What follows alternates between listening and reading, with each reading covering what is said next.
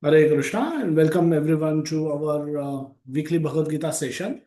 We are concluding chapter 2 today, and hence we thought it will be appropriate for us to go through the entire chapter 2 because it's one of the very long chapters. Um, it's contains about contains about 72 verses, and many themes are talked about in this chapter by Lord. And its content, the Prabhupada has titled this as content of Gita summarized, because whatever we find in the entire Bhagavad Gita, we find it in a summary way, in a small summary way in the chapter 2 of Bhagavad Gita. So learning chapter 2 is the most important thing in our journey of learning, systematically understanding Bhagavad Gita. Even though a lot of things are talked about in chapter 2, the same themes are elaborated in the subsequent chapters. Like karma yoga will be talked about in chapter 2, but there will be a couple of chapters on karma yoga. Third and fourth chapter are dedicated towards karma yoga, like so and so forth. So the knowledge of soul will be spoken about in this chapter. 13th chapter also bring up this knowledge by way of kshetra and kshetrajna. So there are so a lot of these things, the concepts are discussed in greater detail in this later chapters. So without further ado, let's jump right into this particular chapter. So last Sunday we had this session, beautiful session by His Grace Natam Das, and many of you attended. Many of you hopefully benefited. Many of you hopefully have started working on the tips that Narottam Prabhuji gave, and so that we can. It's all meant for our implementation, so that we all can become stress free. We all can become happy. And we'll see that being the central theme of Bhagavad Gita as well as we progress in the today's session. So we'll start content of Gita summarized. Will, as I said, mentioned in the one of the messages that I sent in all the groups is that this will be a little intense session. So it will be good if you can sit with some kind of a notepad or start taking notes wherever you want to highlight, pick up any point, want more information about it or have any question about it. You need to note down, because as I said, we'll go through 72 verses. Sometimes we have discussed just one verse in the entire chapter, in the entire session of 1.5 hours. Now we are going to discuss 72 verses in same time, same amount of time. So the attention span need greater. We need greater attention from everyone, greater intense focus from everyone, so that we can grasp all of it. So most of you have attended these sessions in past. So for some of you it could be a revision, but there are always new things which Bhagavad Gita come up with. So it's never a dull moment while studying Bhagavad Gita. We always learn something new, and you will find that today also. Even though we know we've studied this section of Bhagavad Gita, you will still find something new in Bhagavad Gita as well. So so with this, let's dive deep into the second chapter of Bhagavad Gita. And before that, it's a reminder that Prabhupada gives to everyone, that how should one approach Bhagavad Gita. So Bhagavad Gita, or the Gita, is a song, and Bhagavan, it's a song by Bhagavan. It's a song. Uh, it's a God song of God. In the English it can be translated as song of God. So God, these are words of God. They're non-different than God. God being omnipotent, these words are non-different than Him.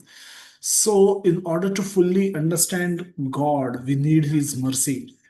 We cannot understand God by our own endeavor, by our own intelligence alone. Otherwise, we become God. If we can thoroughly understand someone, we become superior to them. Similarly, if we can thoroughly understand whatever God has spoken, we become superior to God. But that's not the case. So we need God's mercy. We need His mercy to understand the word spoken by Him.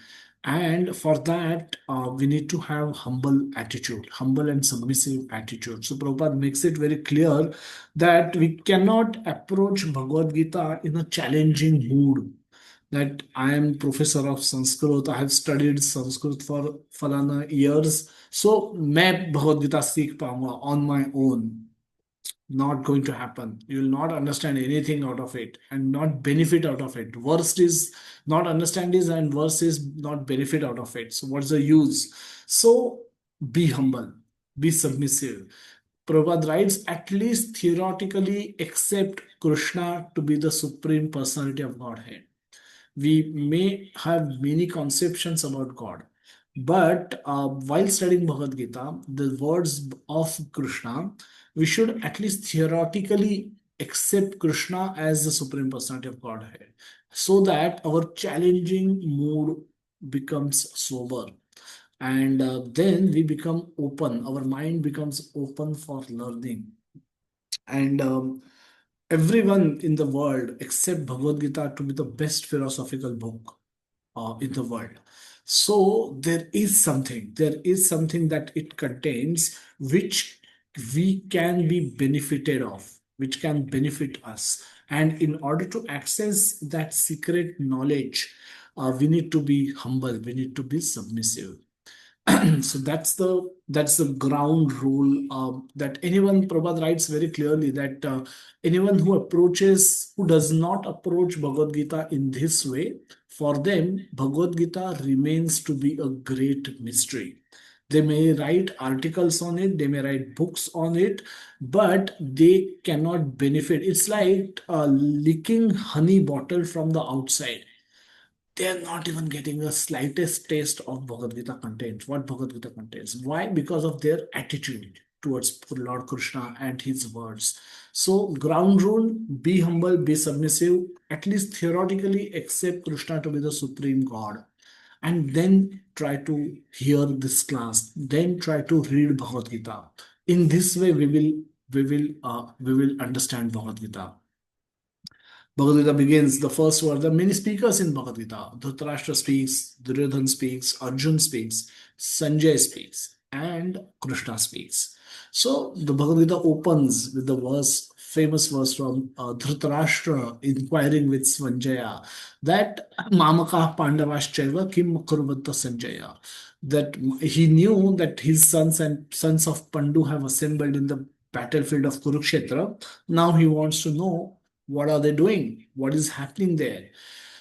Chapter 1, Duryodhan speak at length, encouraging Dronacharya and other warriors. Now he's a diplomat. He is a Kshatriya king, so he understands when to do what, and he's making sure that his army is not discouraged, and he's encouraging his army, which is well protected by Bhishma and Drona. And he knew very well that as long as they exist, there is no threat to him or his brothers because they will protect that they have taken vow to protect the Kuru dynasty. And right now, Dhritarashtra was the king of that Kuru dynasty, and Duryodhan and his brothers were the legal heirs of that Kuru dynasty. So Bhishma and Drona were committed to protect all of them. So Duryodhan is encouraging all the warriors. Now, instead of responding to his talk, Bhishma chose to blow his conch shell as a sign that the war is now going to start. The serious business is going to start. And after Bhishma, everyone pulled out their famous conch shells and they started blowing. There's a huge sound that has happened because of the conch shells, drums, and the typical war scenario has become apparent, and it became certain now the war will happen. All previous attempts to bring peace have failed. Lord Krishna personally went to Hastinapur as a peace messenger, and his talk was not successful as well. So Duryodhana very famously said that सुई के नोक जितनी जमीन भी मैं पांडवों को नहीं दूंगा. फॉरगेट 5 गांव. 5 गांव तो बहुत दूर की बात है. इंद्रप्रस्थ तो दूंगा ही नहीं. तो I will not give. I will just not give. Let them do whatever they want to do. And that's how war becomes unavoidable.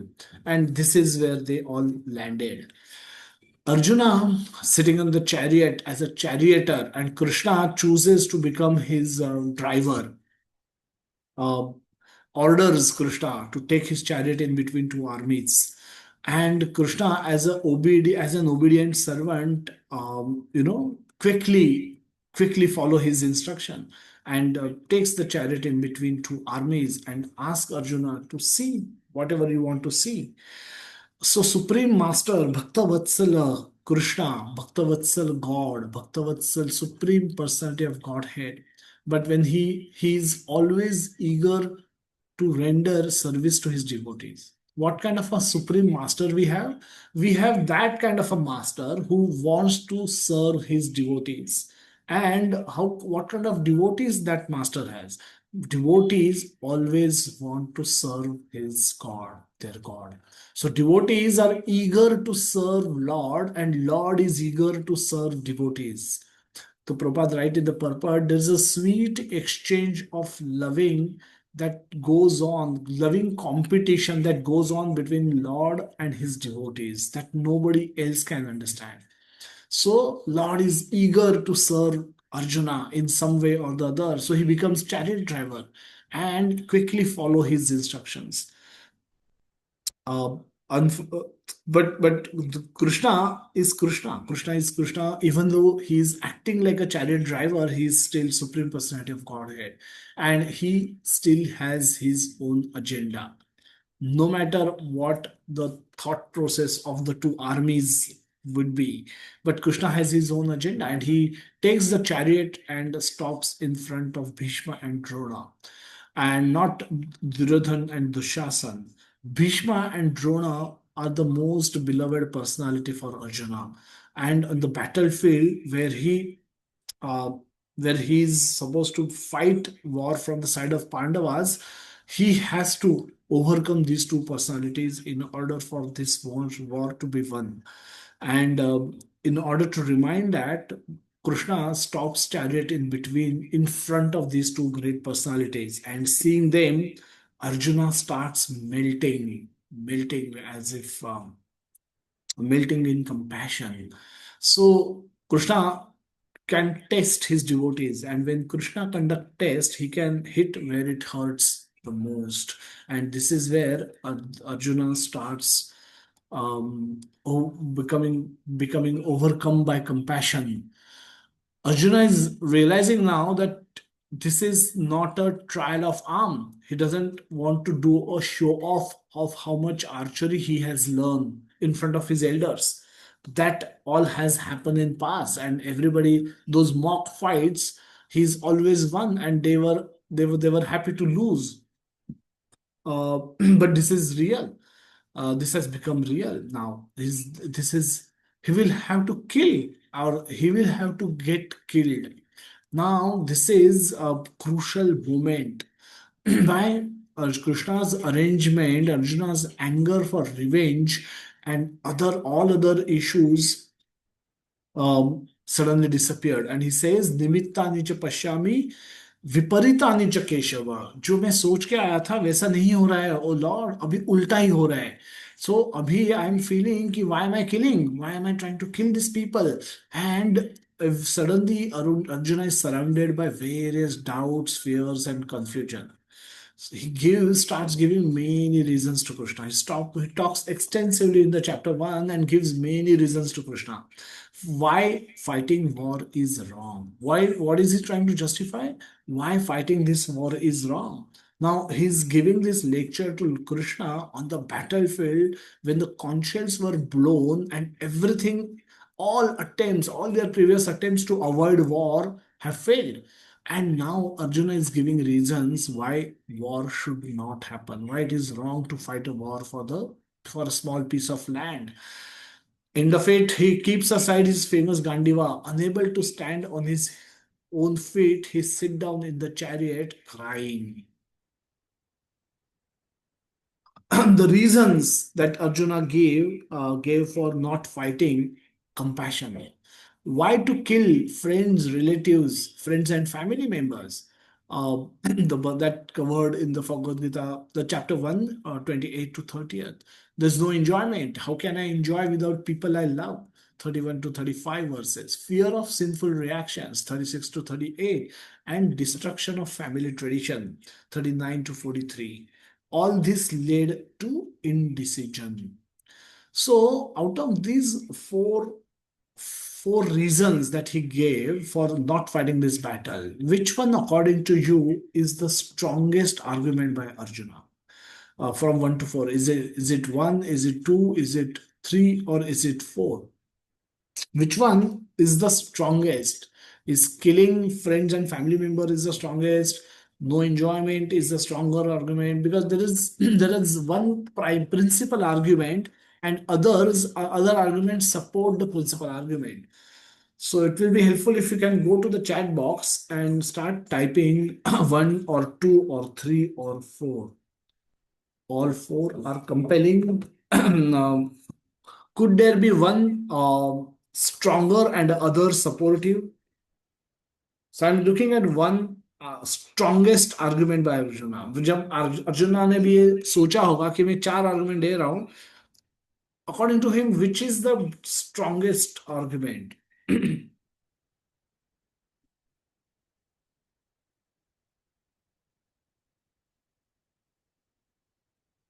Okay, various numbers are popping up. So yes, keep that in mind, because we will because Krishna is going to attack this strongest argument. It's in a battle, in a war. There are two ways. In a cricket match, for example, we have, say, Sachin Tendulkar and Saurav Ganguly batting, and especially when they so sometimes you attack the weakling in the on the opposite side, and sometimes you attack on the strong side, strongest argument. If you're confident enough, if you have good bowling side, you will go and attack their best batsman of the opposite side. If he gets out cheaply, the whole side can get bundled in 150 runs. But if you but when that possibility is weak, then you try to find a weak link, and amongst the two, if the other batsman is weak, you will try to attack him, or on his weaker side, so that you can make a hole and then start digging, and the other wickets can fall around him. So you leave aside the strong batsman, but you attack the weaker one. So whatever the strong argument, Krishna is going to actually attack on that. So yeah. So let's see which one is the stronger, which Krishna picks up. So Krishna is very confident of dealing with Arjuna's question. So he's going to pick that strongest argument of Arjuna and start his conversation from that point onwards. So we'll see which one of these four is the strongest argument that Arjuna gave. Sanjay उवाच एवं उक्त्वा अर्जुनः सांख्ये रथोपस्थ उपविशात् विसृज्य सशरम चापम शोक संविग्न मानसः. Sanjay is saying that in the end of Bhagavad Gita, the last the chapter 1, the last verse, this is what Sanjay is saying, that Arjuna, having thus spoken on the battlefield, cast aside his bow and arrows and sat down on the chariot, his mind overwhelmed with grief. Shoka samvigna manasaha. How Krishna responds to this situation? The Krishna is saying, Tat swakashmilamidam vishame samupasthitam anarya justam asvargya akirtikaram Arjuna. The Supreme Personality of Godhead is saying that, my dear Arjuna, how have these impurities come upon you? They are not at all befitting a man who knows the value of life. They lead to they lead not to higher planets but to infamy. The Krishna is actually uh, Krishna is still not speaking philosophy. He's still not started speaking philosophy. Krishna is reminding Arjuna that this is not you. This is not you. You are better than this. So, from where these impurities have come upon you? why you're behaving in this way on the battlefield. You have fought many battles in past, and this is not how you have acted. You know exactly what to do in this situation. So why are you reduced in this in tears? Why are you crying? Why are you refusing to fight? So, and Krishna is seeing things from the world perspective. How world look at warriors who make a mistake on the battlefield. The two big offenses that a soldier can commit at war. Two big offenses. One is he becomes a traitor. Traitor means go and fight from the side of enemy, shake hands with enemies and fight on their behalf, or harm the home side, their own side, so much that they lose. So the traitor is one of the biggest offense that one can make is on the battlefield. Second one is a deserter. Now deserter is don't fight for enemy, but also don't fight for his own side. Now, in war, the group of soldier, they are banking on each other. They are dependent on each other for support and help. And suddenly, at that crucial moment, if one soldier refuses to help his group, um, it can lead to disastrous results, because they generally group of soldiers fighting on the border really don't have much help coming from either side, and hence they're fully dependent on that, on the bunch of soldiers. They're fully dependent on each other, and at that crucial moment, if someone refuses to help, he's called as deserter. He's deserting his group. He's not doing what he's supposed to be doing, and that or this, as well as the traitor, both are considered to be the huge offenses, and they can lead to very, very severe punishments. So, refusing to fight at such a crucial moment will make Arjuna a deserter. And Krishna does not want Arjuna to become infamous as a deserter. And hence, Krishna is reminding Arjuna that why are you doing this? This is not, you are better than this. This is not saying that you are coward. uh, the whole world will think that you are coward. You got scared of death, and therefore you refuse to fight, because Arjuna is not fearful of death, but he's saying, I don't want to kill. Now, but the world will not view Arjuna's argument in that way. The world will consider Arjuna to be a deserter, to be a coward. And that infamy Arjuna cannot live with.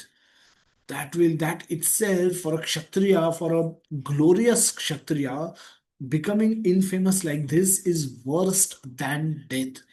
He will rather prefer to die on the battlefield rather than becoming known as a coward. The bhagaya, bhagoda. These are the words which are like this. They are worse than death for a kshatriya, and a glorious, that too glorious kshatriya like Arjuna. So Arjuna is not happy with that inquiry by Krishna, that he's saying, Kutatswa. And then he says, "This do you not know me, O Krishna? I'm not coward, but I cannot attack my relatives. I cannot attack my own family. How can I attack? Will you attack Maharaj Ugrasen just for winning a small kingdom? Will you be ready to kill him? So, how do you expect me to kill Bhishma and Drona for the want of that small piece of kingdom? So, I'm not scared. I'm not coward, but I still don't want to kill my Pitamaha and my Guru. Are they not worthy of my worship? It would better to live in this world by begging. Arjuna is ready to go and beg rather than live at the cost of life of great souls like Bhishma and Drona. At this stage, he says, I don't even know whether what is better. whether winning or losing, what is better? I just can't decide, because winning will come at the cost of lives of these great men whom I respect, whom I worship, and losing will mean I will get killed. So for Arjuna, this has become like a lose-lose situation. Whatever you do, there is a loss. And in this condition, Arjuna prefers to surrender to Krishna. Now I'm confused about my duty and have lost all composure because of miserly weakness of my mind. In this condition, I am asking you to tell me for certain what is best for me. Now I am your disciple, a soul surrender unto you. Please instruct me. Now we should read this entire translation very carefully. And then this is the surrender. This is the moment from onwards Bhagavad Gita instructions will start. Arjuna is confused about his duty. Now, currently, he has broadly about three options. One to fight and kill his friends and family members, to fight, and he's a capable archer, and he knew he had fought against Lord Shiva and won against him, and he happily got defeated and gave him a Pashupati Astra. So he's that kind of a warrior who's practically undefeatable. Nobody can defeat Arjuna. Even Dronacharya, who taught Arjuna, may not be able to defeat him in war. So he's not worried about about fighting and winning. He know how to fight, and he has everything that is available with him, using which he has to fight. But fighting will involve killing of his friends and family members. So that is one of his first option: fight and kill his friends and family. Don't fight and get himself killed. Now it's not just about getting himself killed. He will be killed. Simultaneously, his brothers will be killed, and all other kings and warriors and soldiers who are fighting on his side, all of them will kill. All of them will get killed. So by not fighting in this way, he will become the cause of great loss. So many lives will be lost because Arjuna at this juncture is not interested in fighting. Simply because of this stupidity, all these lives will get lost. So that was not an option. Third option, Arjuna was thinking that don't fight and withdraw from this battlefield completely, so that the killing can be avoided. Killing of his own killing, his own family members or his allies, all of them can save their life. So withdraw from the battle. Don't fight. Withdraw from the battle, and then go begging. Go begging. He has already spoken about that, and live in poverty and infamy. Now, this is also another option that Arjuna is considering, but that itself is, they are kshatriyas, they are meant to be rulers, they are supposed to rule, and they cannot beg. This is not their nature. So that option also, and that option is also not free from risk, because if you refuse to fight, you become infamous, you become bhagoda, so-called coward bhagoda, that kind of labels that you will get. And there is no guarantee that Duryodhan will not try to kill them. Even if they say that we will live in temple, or we will live in some small village, and we will beg and we will do something, we will not trouble anybody. There's no guarantee that Duryodhan will not trouble them, because it becoming so weak, they become easy target to get eliminated, because Duryodhan had tried doing that during Vanvas also. So what is the guarantee that Duryodhan will spare them? So even that was not a very good option, and hence Arjuna was considering this to be a lose-lose condition, and hence simply surrenders to Krishna. What is Arjuna's motivation? What is Arjuna is doing here? Why we work? What is our motivation to work? We have broadly two parameters on which we check whether it is worth something is worth doing or not worth doing. One is pleasure or money or enjoyment that we get by performing our action. So this is the This is where the mind comes into play. A meaningfulness or our value sometimes drive our actions. This is where intelligence comes into play. So sometimes, for example, some jobs pay well. Some jobs pay well, and we also enjoy doing it. Somebody may be very good at doing coding, software programming, and this is probably their dream job to become software programmer. And they do very well in their job. They love what they do. The company for whom they are working, they love them. They keep giving them various promotions, so they pay well. He enjoy what he does. It's a win-win situation. It's a win-win situation, the best case situation. But take example for somebody like a devotee who are working in cigarette or alcohol companies. Now they may get paid well based on their qualification and the contribution that they are making to the company, but ultimately what the products that they are offering are against the value system of a devotee. So he will not be happy. Even though there are a lot of remuneration on the value side, it will be very low. He will be somewhere here, somewhere here. So values or and principles don't allow a person may not allow a person to work for a company which sells cigarettes and sell alcohol, even though company may pay well. And using that money, one can live a very happy, enjoyable life. So this is also a very difficult condition to be in. Third scenario is low paying job like a teacher may excel. The pleasure is low. The payment could be very low. But a teacher may consider teaching profession to be of high value because of the higher value associated with teaching profession. Somebody may prefer to remain a teacher, become a teacher and remain a teacher, even though there is opportunity to go here somewhere, do something which I don't like, but I do it. I still do it because it pays me well. So here one may accept a job which pay less, but at least gives them complete mental satisfaction. But these three scenarios, at least something is good with them. Here at least money is good, using which one can enjoy. But even though the job may not be of one's liking, one may not like what one is doing, but at least it pays well. Here, one may like what one is doing, but it has a low pay or other opportunities for enjoyment are low.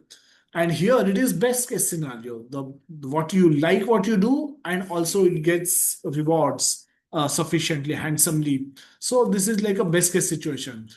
Arjuna is in neither of these three windows, neither of these three brackets. Arjuna is here.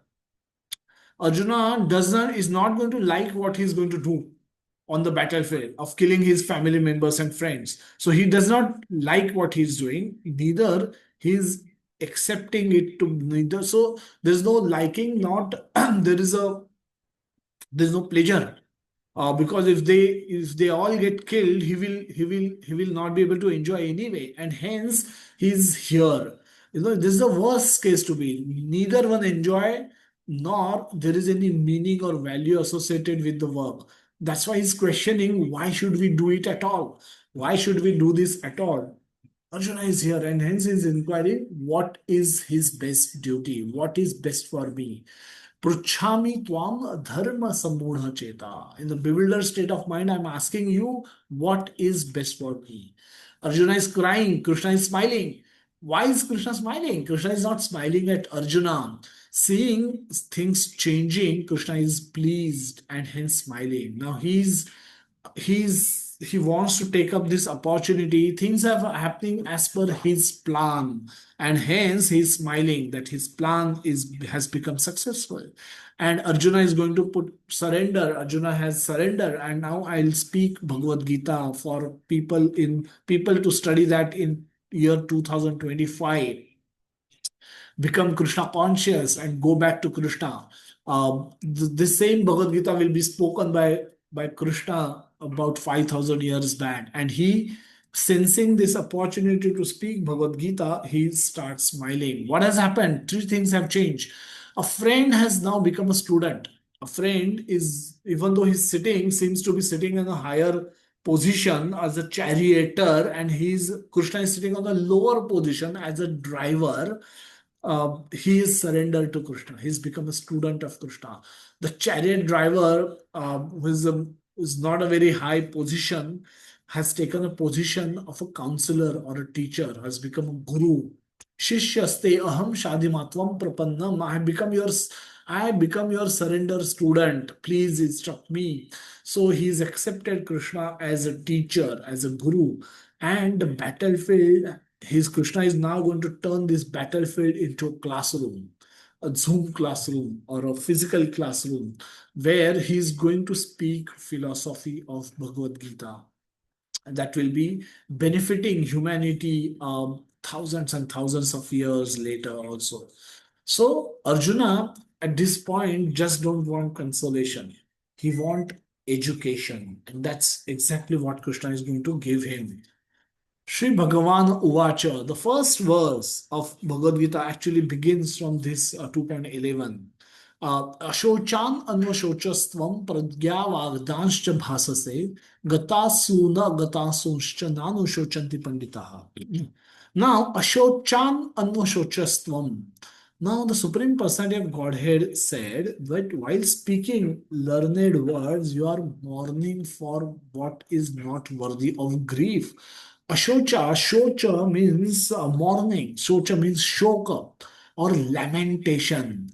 And so the first word Krishna speaks in the while instructing Bhagavad Gita is shocha, ashocha. You should not mourn, you should not lament. You should not lament for what is not worthy of lamentation. And we'll see interestingly, this is a song of God. The purpose, what is the purpose? Purpose we can find well, many ways in which we can look at Bhagavad Gita. But one way that our Acharya has told us that how do we see the purpose of any book?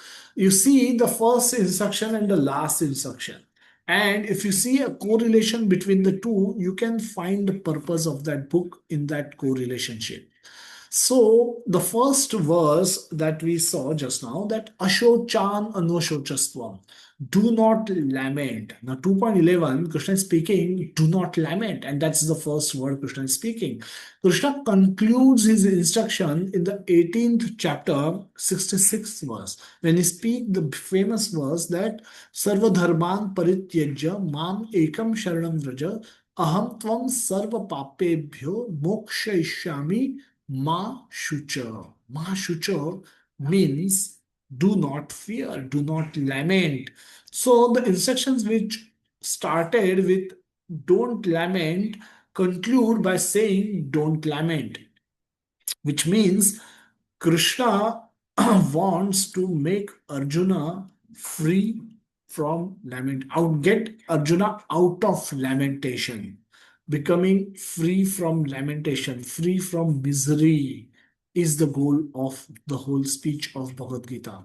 At end of this speech, after 18.66, there are a few verses which are like Falashruti, what benefits you will get after studying Bhagavad Gita. And then Arjuna speaks the famous verse, Nashto moha smrutir ladva tat prasadan maya achyuta stitosmi gata sandeha karishye vachanam tava. So very beautiful verse. Arjuna concludes the whole conversation of Bhagavad Gita that I have understood everything as you told me, with your mercy, with your grace. Now I'm prepared to do whatever is your instruction as a service to you. So Arjuna came out of lamentation by studying Bhagavad Gita.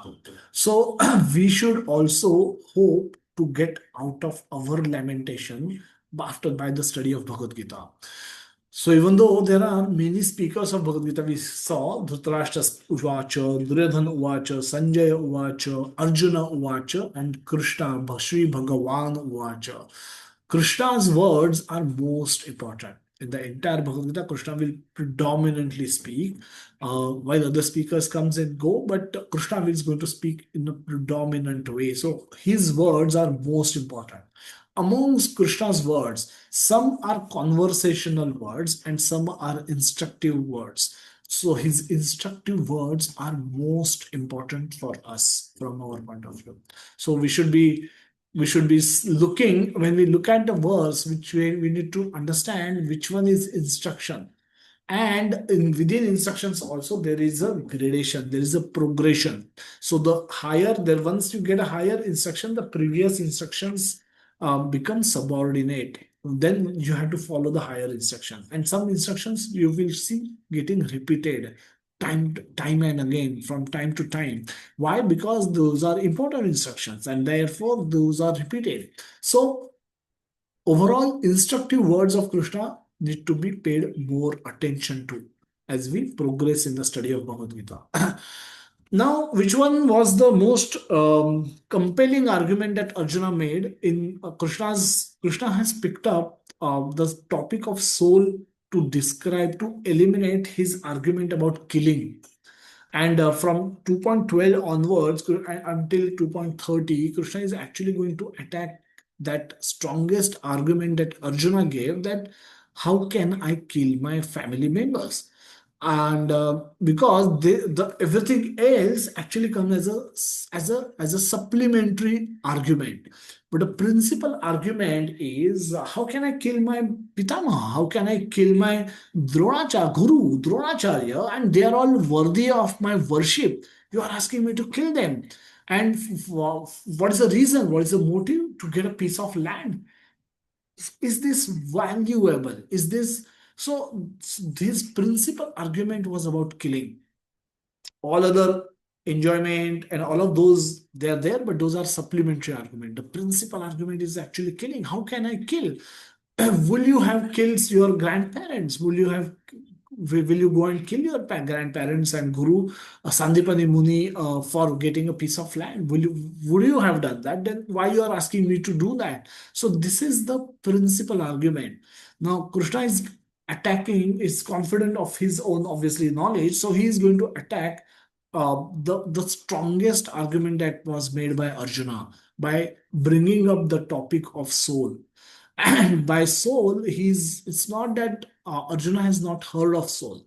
In the first chapter, he says that Pindodaka Kriya will get stopped. People will stop offering the food and water for the departed soul. So obviously he know the concept of soul. So he himself has said that if all the men in this battlefield will get killed, then such offering processes will stop and he will become responsible for that adharma. So he understands the concept of soul, but Krishna is reminding him of that concept and presenting it and defeating his strongest argument about killing.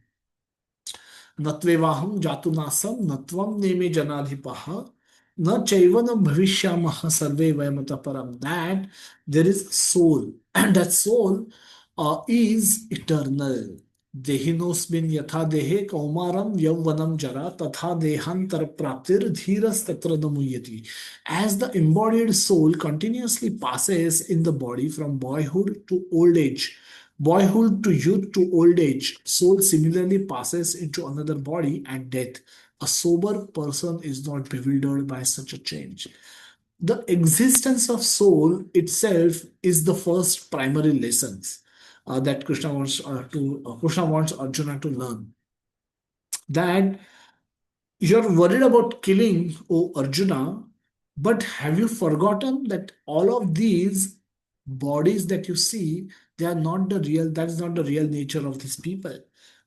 All of these people are soul, they are spiritual sparks, and all of them will get a new body. So, killing a body will not lead to the killing of the soul. The soul will acquire new body. And why? So, if you're a sober person, if you are a knowledgeable person, you will understand this while acting, and you will not get bewildered by that change of dehantara. One person is giving up one body and accepting new body.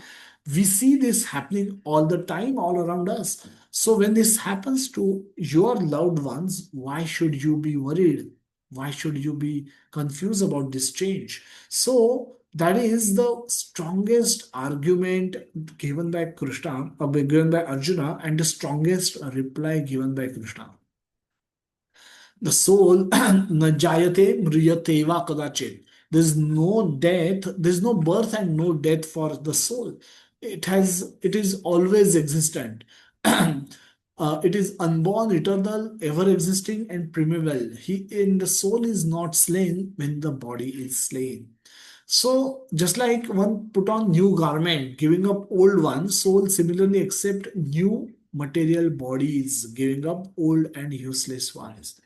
The soul can never be cut into pieces, nor any not nor or by any weapon, not burned by fire, not moist by wither or the water and withered by the wind. So the not only soul exists, this soul is extremely powerful material. I mean, you cannot just kill the soul, and neither you can destroy it by any weapon. So there is a resilience in the soul built into it. So you know all of that, then why are you worried about killing the body, which is temporary anyway? So one who has taken birth is sure to die, and after death, one is sure to take birth again. Jatasya hi dhruvo mrityu dhruvam janma mritasya cha. So the body will change form. The matter will change form, and therefore in the unavoidable discharge of your duty you should not lament. Where is the question of lamentation? Just do your duty. If your duty involves killing, so be it. So one should be completely convinced about the fact that we are spirit souls. We are not this body, we are spirit soul. It's not that we are body and we have a soul. We have some element in us which is soul, but no, we are body, we are our souls, and we have a body. So we are spirit soul and we have a body. The body which is temporary, the body, gross body, which is temporary, made up of five elements of nature: earth, water, ether, fire, air. And this inside this gross body, of which we take a selfie and post it as our DP, or post it on the social media, is that of a gross body. So there's no picture of mind that you can take. There's no picture of intelligence that you could take. Also, the subtle bodies also cannot be shot by camera, and there's no question of taking a picture of a soul. So soul also cannot be seen. So what is seen is the gross body, and that gross body is made up of the five material element which changes form all the time. Inside this gross body is a subtle body, that is mind, intelligence, and falsehood. And inside this subtle body is the soul. The soul is covered by subtle body and the gross body. And that is how soul interacts with the world. The soul, which is Sat Chit Ananda. Sat means eternal, Chit means always knowledgeable, and Ananda always searching for bliss, happiness. So, versus this, a body is temporary, does not have any knowledge, and is miserable. What is the difference between a living body and a dead body? A living body in which soul is present, will display six symptoms. It comes into existence, it grows, it does some maintenance, it is capable of doing reproduction. Five dwindles, and six destruction. So the one, five, and six are common to anything. Even if you construct a building today, there is a day on which it will come into existence. You will get a completion certificate from architect. Then from that moment onwards, it will start dwindling. It will start deteriorating, depreciating, and a day will come when it will be demolished. So these three things exist, are there for every matter: our mobile phone, our laptop, our home, our table. So everything comes into existence. From that moment onwards, it will start dwindling, and ultimately it will get destroyed. However, if the soul is present in matter, it shows three additional symptoms: in growth, Now, the mobile phones don't grow in their size. A mobile phone, if it falls down and develops a crack, it cannot heal itself. It cannot heal itself. But I get a cut in my on my hand, it will try to heal itself. So that the growth, the healing capacity, the maintenance capacity, and reproduction. The reproduction, the main woman can unite and produce a child. Two phones cannot unite and produce a third phone. So these three are symptoms of presence of soul. When the soul is present, that matter demonstrate six symptoms. Otherwise, they demonstrate three symptoms. So that is that is a proof of existence of soul. Another proof is when another proof basically of the presence of the soul. This story comes in the Srila Prabhupada Lilamrut while preaching, when Prabhupada started his mission in America. After New York, he sent devotees to San Francisco to open a temple there.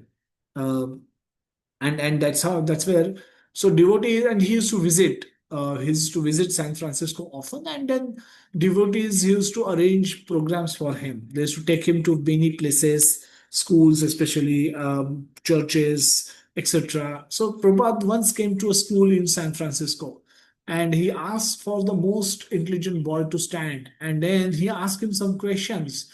Show me your hand, show me your leg, show me your various parts of body, head, nose, eyes, and then the boy kept showing, but he kept wondering why this could have been done, this activity could have been done by any ordinary student, why he wanted the most intelligent boy to stand and show this.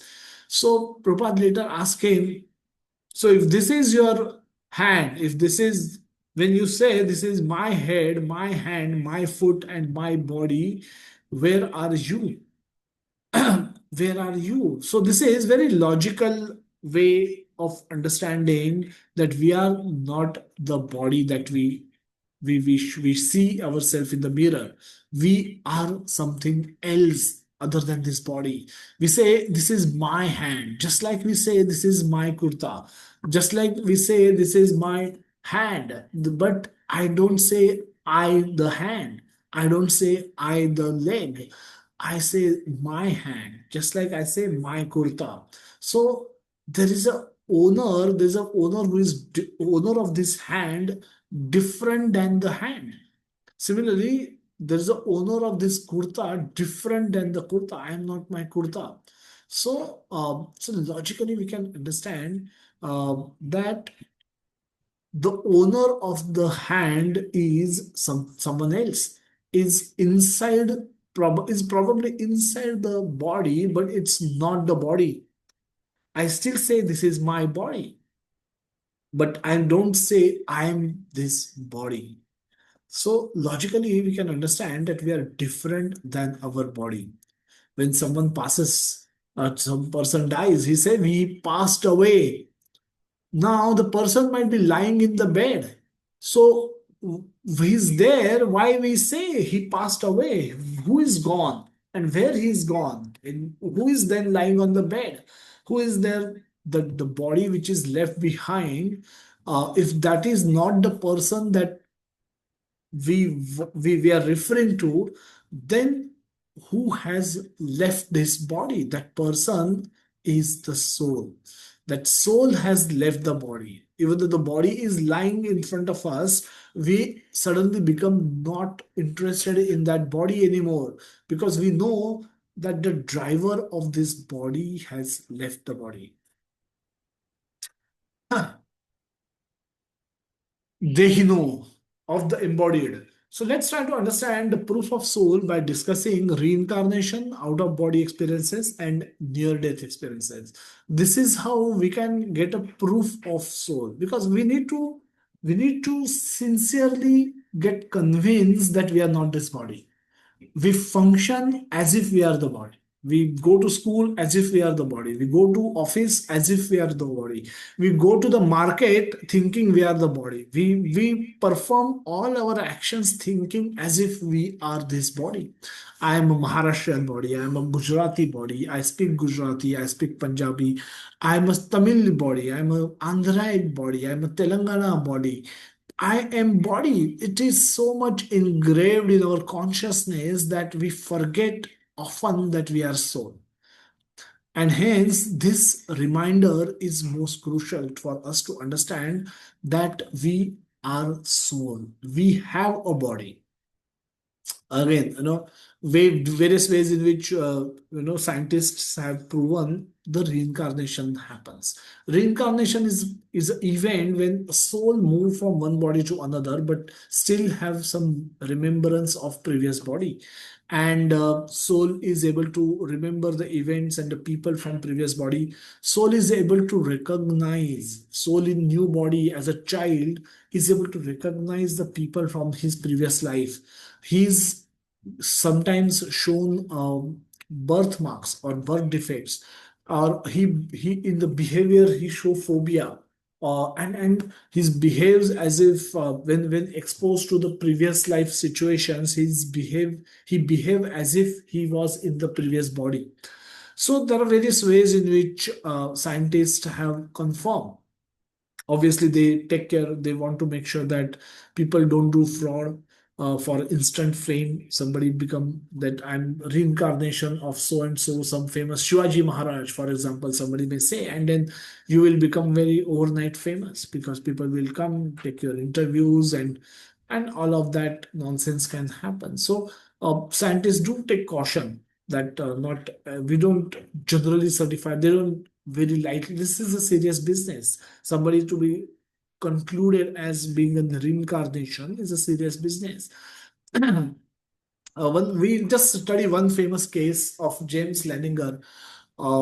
Very difficult to obtain information. This was happened immediately after World War II, when internet was not there, computers were not there, mobiles were not there.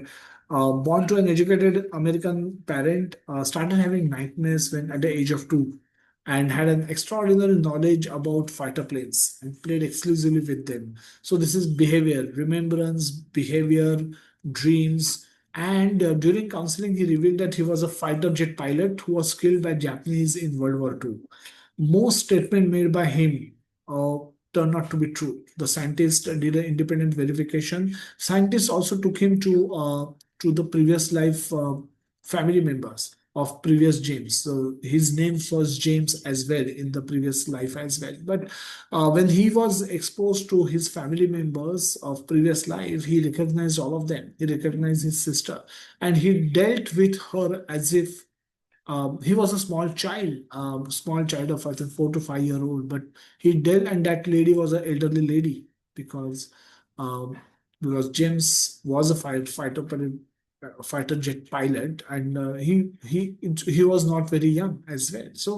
Um, so this small James, he recognized his sister from the previous life, and he dealt with her as if they would deal with a brother and sister would play playful way.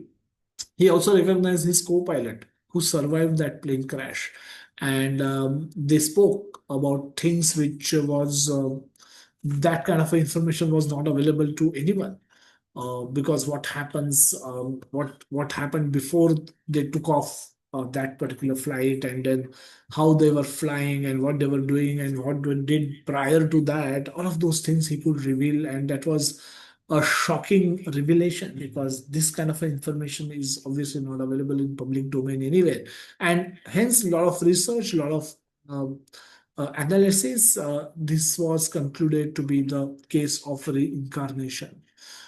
It understanding that we are not the body, we are soul. uh, this is not the body that we see in the mirror, and our soul is not visible.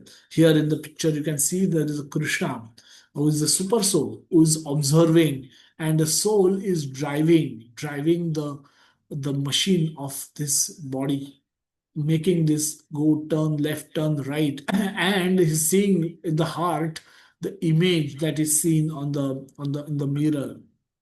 It's a very significant image of who we really are. This inside man is not seen by anyone. The outside person on whom we focus too much is not the real person. Will get dwindled, will die. Eventually, this body will be given up, and this personality inside will move to another body, will accept another body. Now we spend too much time fixing our bodily issues. We spend too much time fixing our bodily issues associated with our bodies, making our bodies comfortable, making our bodies happy, making our bodily relationships, making them work, and so on and so forth. We spend too much time fixing our bodily problems, so much so that we forget the existence of soul and the needs for the soul. What is required to be done for the soul, that is at times never understood and never paid attention to. And that's where we say that life is lived in veil. Now, Krishna will speak this beautiful verse in the third chapter of Bhagavad Gita, that Aghayur Indriya Aramo Mogham Parthasa Jivisti. That इंद्रियों के आराम के चक्कर में मोघम, the whole life is wasted. Mogham Parthasa Jivasi. You live life in a complete utter waste. All your just to give some pleasure for your indriyas, you're destroying your life. You just don't let your life has no meaning. Mogham, it becomes useless. You live in why? Because you're simply focusing on the pleasure of your indriya. You do nothing for your soul. That could be the situation for many people. So as I said, Arjuna knew about the concept of soul. So, but and he says that, okay, Krishna, but if I understand that there is a soul and there is a concept of soul, and the soul of Bhishmacharya will get a better body because he's lived virtuous life. But at the moment in my current body, I'm used to love them, interact with them at a bodily level. So while performing this action, I will feel the loss. I will feel miserable when that body will get destroyed. Why? Because I'm used to like this body. I'm used to love this body. I'm used to pay obeisances to this body of Pitamaha and my Guru, so much so that when this body will get destroyed, I will feel bad. So, and Krishna says, so that is all right, Arjuna, and you need to tolerate that. Yes, you are, because of our conditioning, we may get used to love a person at a bodily level, and when that body will get destroyed, we will suffer. We will feel the pain. We will feel miserable, and that is all right. You have to tolerate it. If your duty requires you to destroy that body, so be it. You should know that your fighting will lead to a result of killing. But later in the Bhagavad Gita, Krishna will reveal to Arjuna that even if you don't fight, the killing will still happen, because that is part of my plan. That is a part of higher plan. So there is a higher plan in place which you may not be aware of. So I'm thinking that you being the cause of this result of killing, you are refusing to fight. But know that the higher plan is in place, and even if you don't kill, the killing will still take place. A lot of people blame the coronavirus for when they lost a lot of people.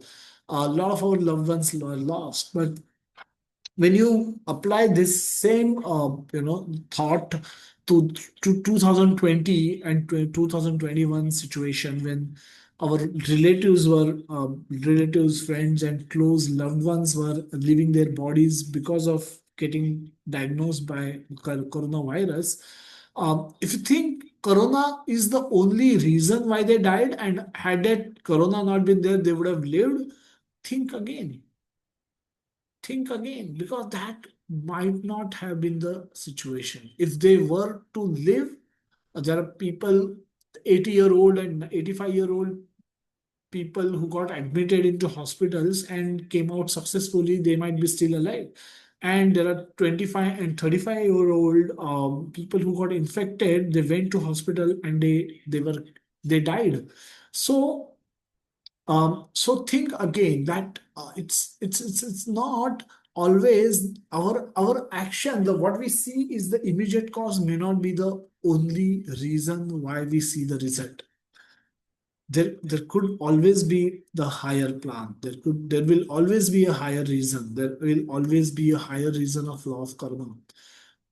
So we have to tolerate. We must learn to tolerate without getting disturbed.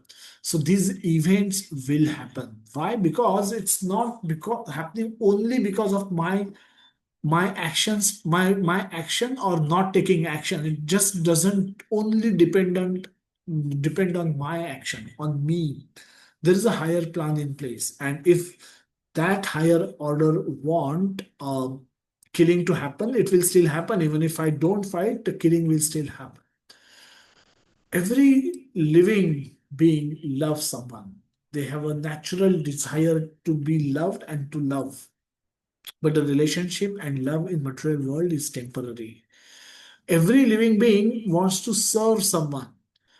If you don't find anybody, you want to go and serve your dog. But every such service in the world is terminated by death.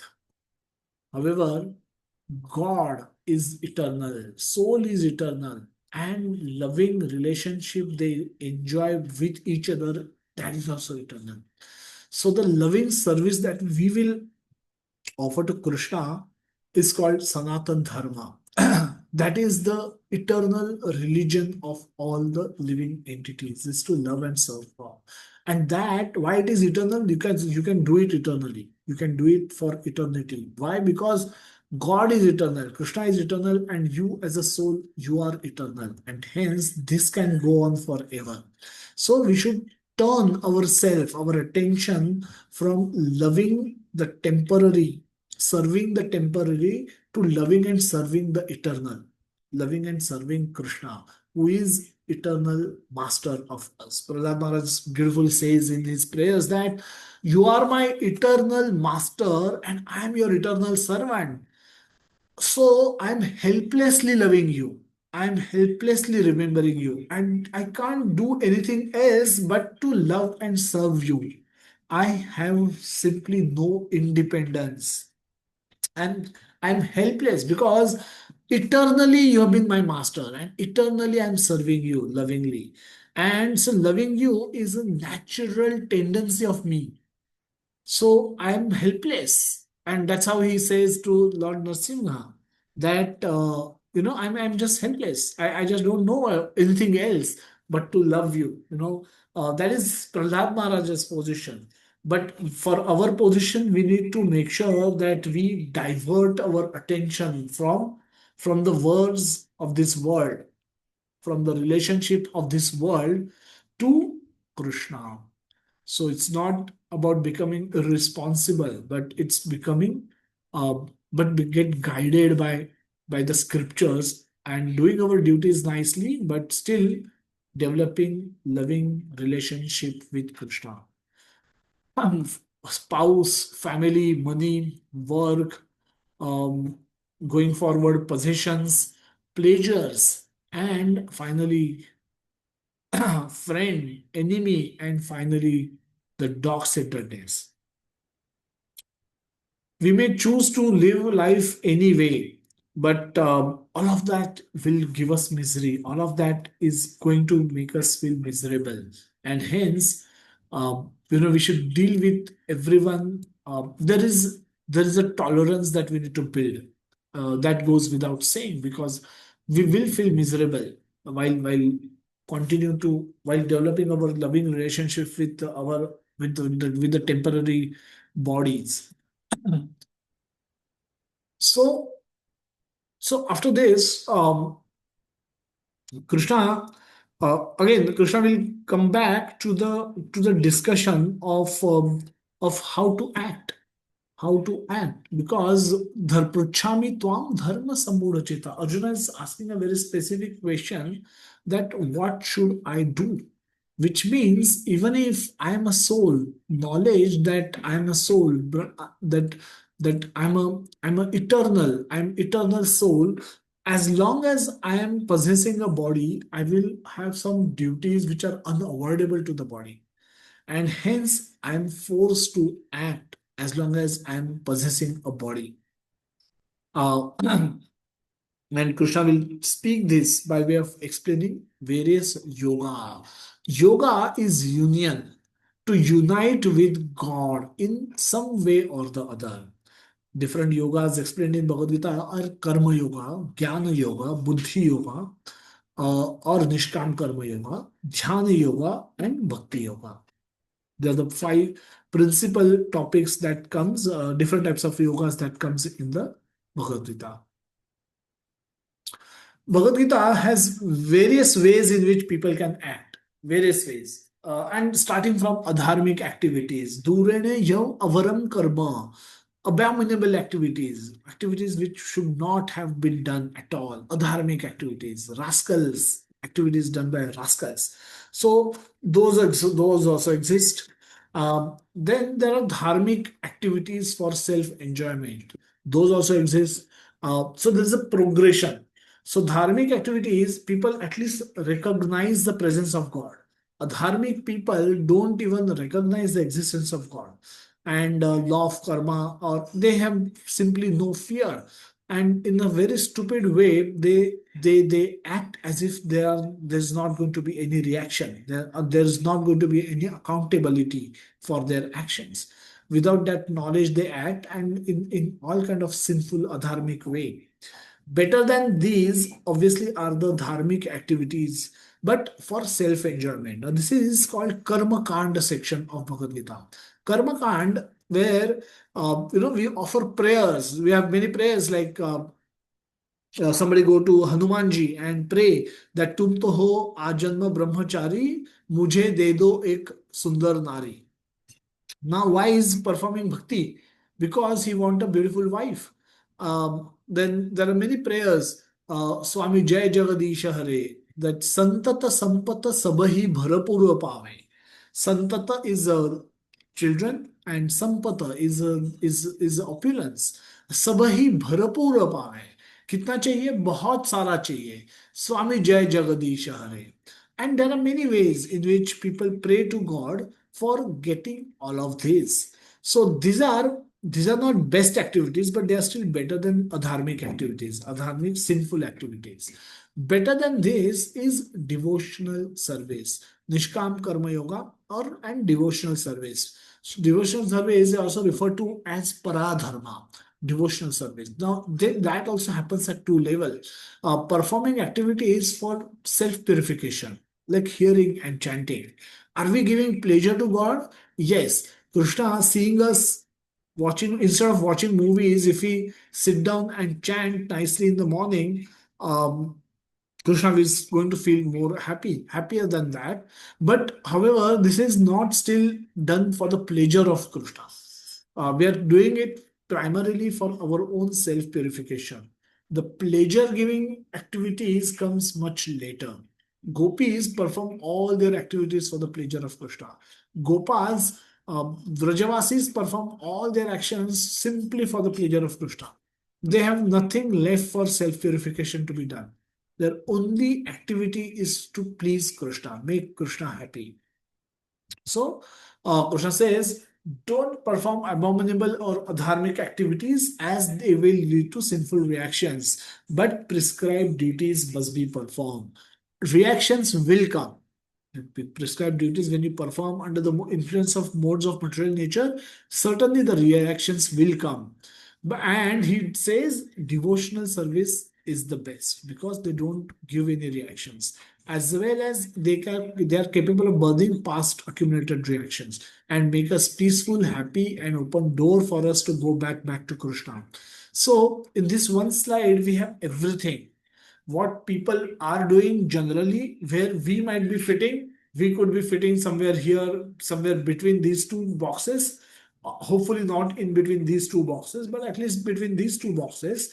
And some we have to go here. We have to come to the self purification piece, and ultimately we have to go to performing activities for Krishna's pleasure, doing book distribution for Krishna's pleasure, doing preaching for Krishna's pleasure, connecting more and more souls with Krishna for Krishna's pleasure. Krishna want everybody to come back to him, and if we assist him in any way, do that, he becomes happy. In the process, we get purified. We become purified, and we please Krishna. Therefore, we become eligible to receive his mercy, and that way, our past karma is burned, our present actions don't produce any fruit, and we become peaceful, happy in this life. At the same time, we can go back to Krishna by Krishna's grace. Hmm.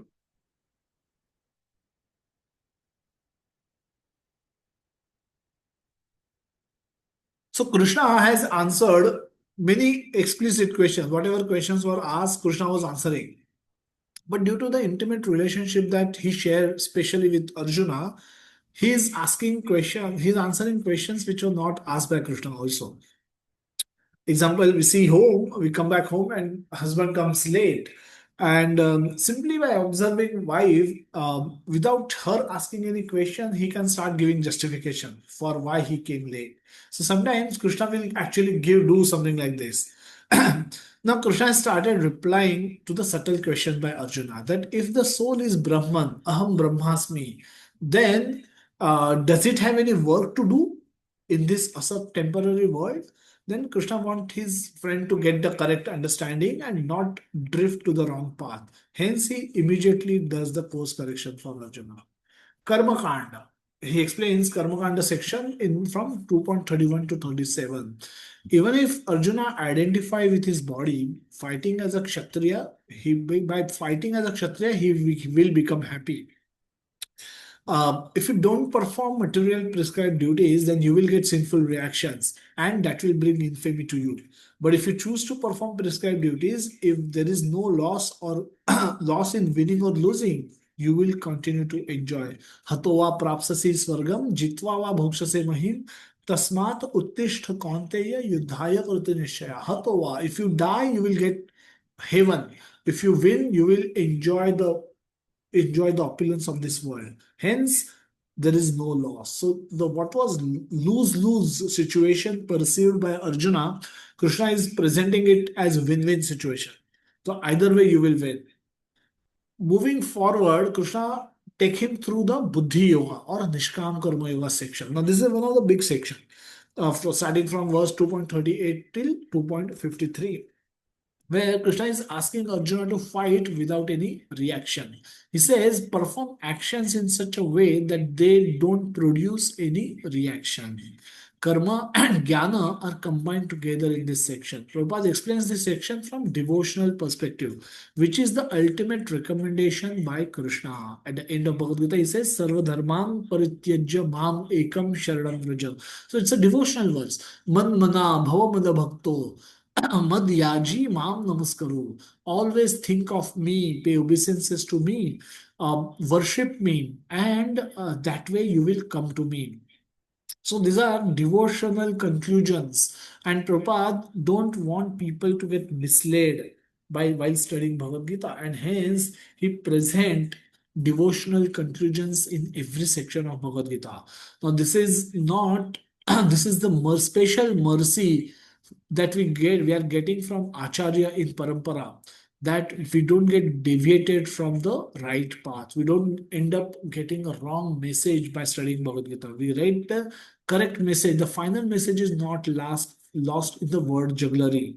And hence Prabhupada present this section also from devotional perspective. So it's not error in translation. It's a mercy from an Acharya in Parampara to make sure that we don't get distracted. They're the verses that we've seen. So तो वा प्राप्त से स्वर्गम सुख दुखे समय कृत्वा लाभालाभो जय जयो. In contrast to Hatowa Prapsasi Swargam, in both these verses, 37 and 38, Krishna is asking Arjuna to fight. However, the reasons are different. Reasons are contradictory, contrast. In the previous verse, Krishna is saying, you will enjoy, win-win. You will die, you will enjoy heavenly pleasures. If you win, you will enjoy earthly pleasures. So there's no loss. So it's a win-win situation. But in the 38th verse, Krishna says you should not be estimating profit gain. Because in the 37th verse, you're doing some kind of a calculation. But he said, don't do any calculation in the 38th verse.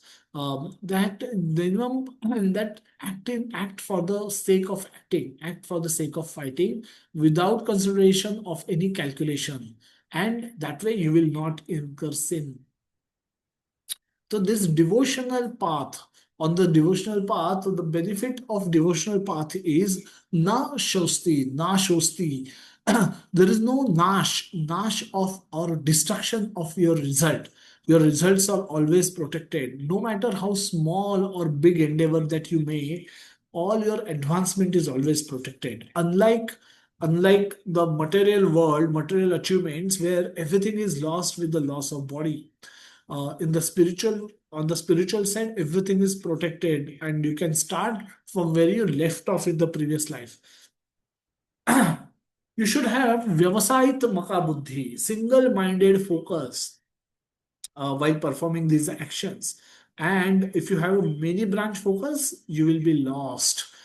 Also, you need to protect yourself from bhoga and aishwarya. If you become too much indulged, if you indulge too much in that, then you will not be able to have a single-minded focus. So protect yourself, control your mind, and act in a single-minded focus way.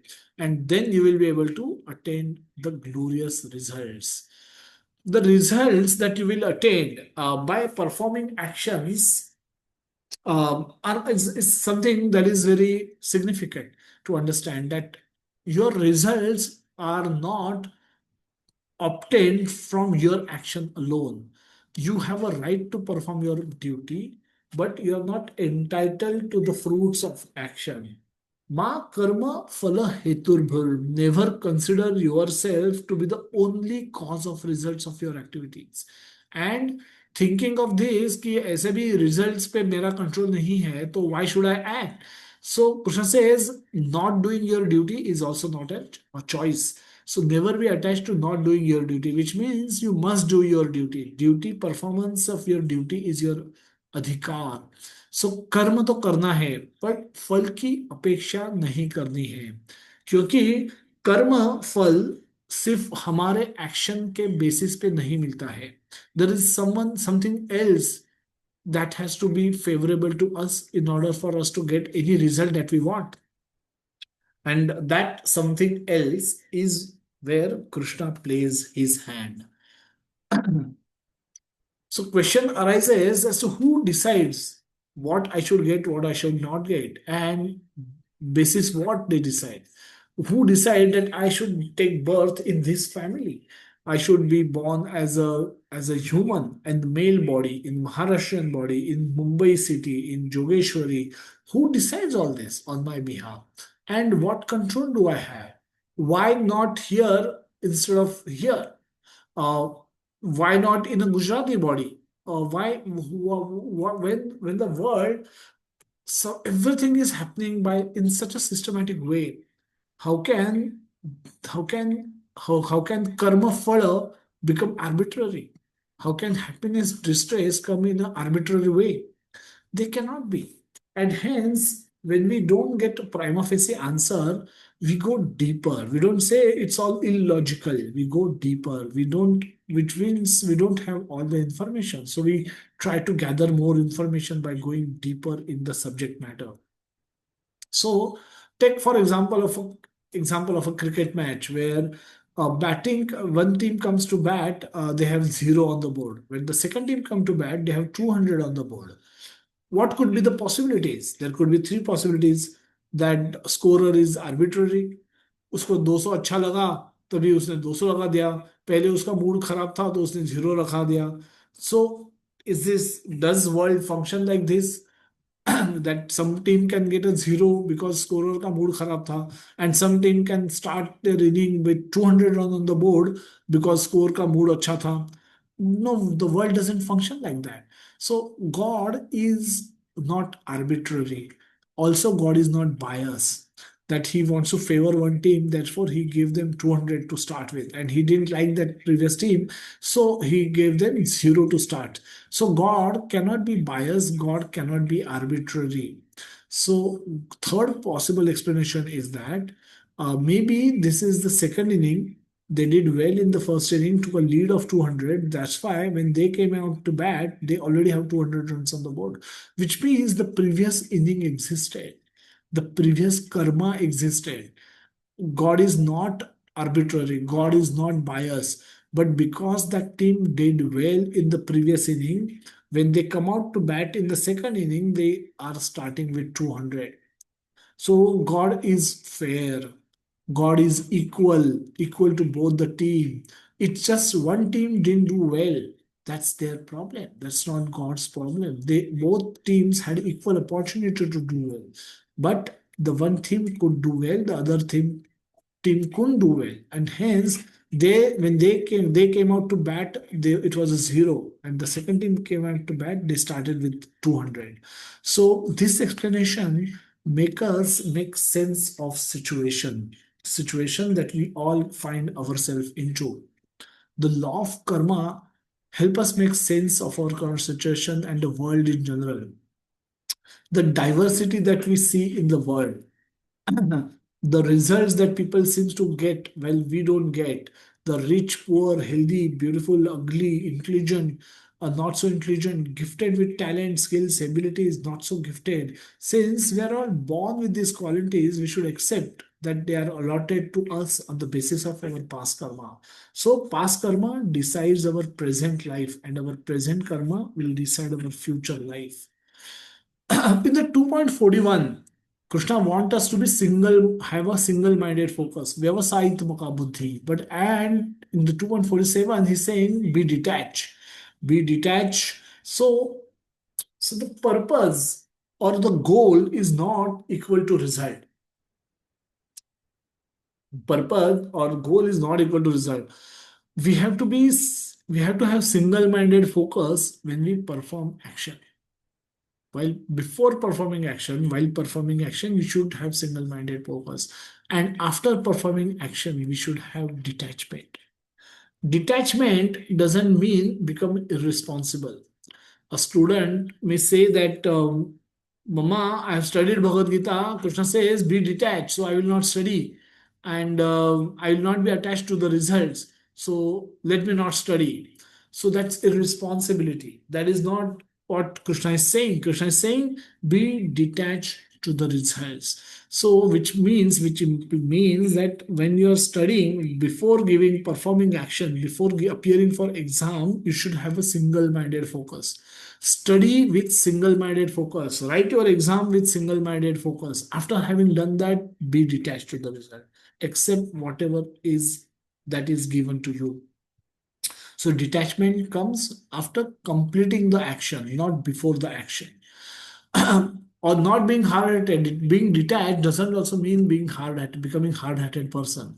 There was a story in the Bhakti tradition that a man went to a sannyasi saying that I also want to become a sannyasi. And he asked him what happened.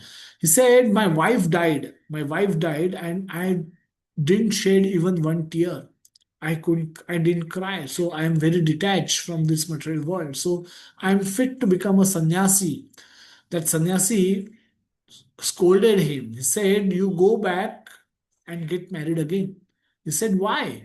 I'm so much detached. Why are you not accepting me as a sannyasi? He said, your wife was present right in front of you. And when she was there and when she left her body, you couldn't cry for her. How can I expect you to cry for Krishna who is not visible? Your wife was visible, her dead body was visible, you couldn't cry for her. How can I expect you to cry for Krishna who is not visible to the eyes? How can you, how can I expect you to love Krishna? And in that love, I want you to cry for Krishna, whom you can't see. So becoming hard-hearted is not the solution for becoming detached. Detachment is not equal to hard-hearted. Not having empathy, not caring at all, even that is not detachment. Detachment means clear-headedness, knowing what is important to do and doing it. That requires detachment. With detachment, we remain focused on our on our goal, primary goal, and not get distracted. So, Arjuna, you need a reasonable amount of self-control, self-discipline, mind control to become detached, to be like that. And Arjuna want to now know how that person, know more about that person. Sthita pragyasya ka bhasha samadhistasya keshava sthitadih kim prabhasheta kim asita vrajeta kim. Now Arjuna wants to know that such a person who is self-controlled, who is completely, who is able to exercise good control or reasonable control over our own mind, such a person, will he fight a war? How can I recognize such a person? And how can I understand how he speaks internally and externally, how he control his senses in the world which is filled with temptation, how he act in this world, because he'll have to, he just can't remain silent. He has to act, and how does he act? So walk means action. How he sit means restrain his senses from the sense object, and how he speaks on receiving blame, blame, affection, hate. What will he say internally and externally, and what are his symptoms? How can I recognize those persons? So reply is given by Krishna in the following verse. 55 contain reply ka bhasha. What are the general symptoms of such a person? Kim prabhasheta. 56 and 57 talks about how this person speaks. Kim Asita, how does it restrain? How does it do sense control? From 58 to 63, that is explained. And Vrajeta Kim, 64 to 71, Krishna says how he functions in this material world which is filled with temptations.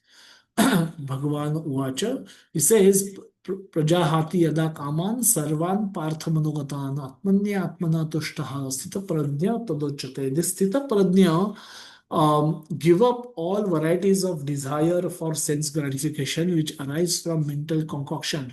When his mind is purified, finds satisfaction in the self alone. Atmanye atmana tushtaha. He becomes satisfied with the self alone. Then he's said to be in pure transcendental consciousness. So these are the symptoms of a person who is a sthita prajna. How does he speak? Dukheshu anadvigna manaha sukheshu vigata spruha vita raga bhaya krodha sthitadhir muniruchate. Is labeling him another, giving him another name, sthitadhir muni, that he's not disturbed in the mind even in the midst of threefold miseries, or elated when there is happiness, and who is free from attachment, fear, and anger, is called yogi or sage of steady mind. यदा संहारते चायं कुर्मो संगानीव सर्वशः इंद्रियार्थेभ्य तस्य प्रज्ञा प्रतिष्ठिता. That one who is able to withdraw his senses from sense objects, as the tortoise draw its limbs within the shell, is firmly fixed in the perfect consciousness. So just like tortoise, this person does not allow his weakness to get exploited by others, and protect his vulnerabilities. Vishaya vinivartante niraharasya dehinah rasavarjam rasopyasya param drashtva nivartate. We'll see this verse in a little bit more detail later, that param drashtva nivartate. But by taking higher taste, rasavarja rasopyasya, and when you get that higher taste, you are able to give up lower enjoyments, the lower taste. यततो यह अपि कौन्तेय पुरुषस्य विपश्चितः इंद्रियाणि प्रमाथीनि हरन्ति प्रसभम mana. Your mind also can get kidnapped. Your mind can get kidnapped, and in the 67th verse, your intelligence can get kidnapped. We shall speak about intelligence getting kidnapped also.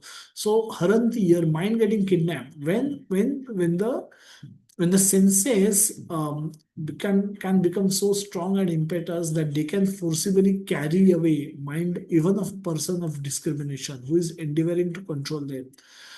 तानि सर्वाणि संयम्य युक्त आसीत मत्परः वशे हि यत्सेन्द्रियाणि तस्य प्रज्ञा प्रतिष्ठिता. But if you keep your senses um, engage in devotional service like Maharaj Ambarish, you will be able to keep them under your control. But otherwise, it is very difficult to control mind and senses on your own endeavor. So that is then that is followed by 8 step down throughout. ध्यायतो विषयान् पुंसः संगस्तेषु उपजायते संगात संजायते कामात् कामात् क्रोधो विजायते क्रोधात् भवति सम्मोहात् सम्मोहात् स्मृति विभ्रमः स्मृति भ्रंशात् बुद्धिनाशो बुद्धिनाशात् प्रणश्यति. The 8 step downfall, complete fall down, loss of intelligence, loss of memory, forgetfulness of right, wrong, delusion, anger, attachment, lust, and developing attachment. All of this will lead you to downfall. रागद्वेष विमुक्तेस्तु विषयान् इन्द्रियश्चरन् आत्मवश्ये विधे आत्मा प्रसादम अधिगच्छति. But a person free from all attachment and aversion and able to control his senses through regulative principles of freedom can obtain the complete mercy of Lord. So, if you regulate yourself, unless you regulate yourself, you will not become eligible for any mercy. Without regulation, purification is not possible, and without purification, loving service is not possible, and hence you remain bereft of all the mercy. इंद्रियाणाम हि चरता यन्मनो नु विधीयते तदस्य हरिति प्रज्ञा वायुर्नावम इवाम्भसी. As a strong wind sweeps away a boat on the water, even one of the roaming senses on which a mind focuses can carry away man's intelligence. या निशा सर्वभूतानां तस्यां जागृति संयमी यस्यां जागृति भूतानि सा निशा पश्यतो मुने. What is night for all being is the time of awakening for the self-control, and the time of awakening of all being is the night for the introspective sage. So their likes and dislikes, their values, their principles are opposite. The pleasures that they get are opposite.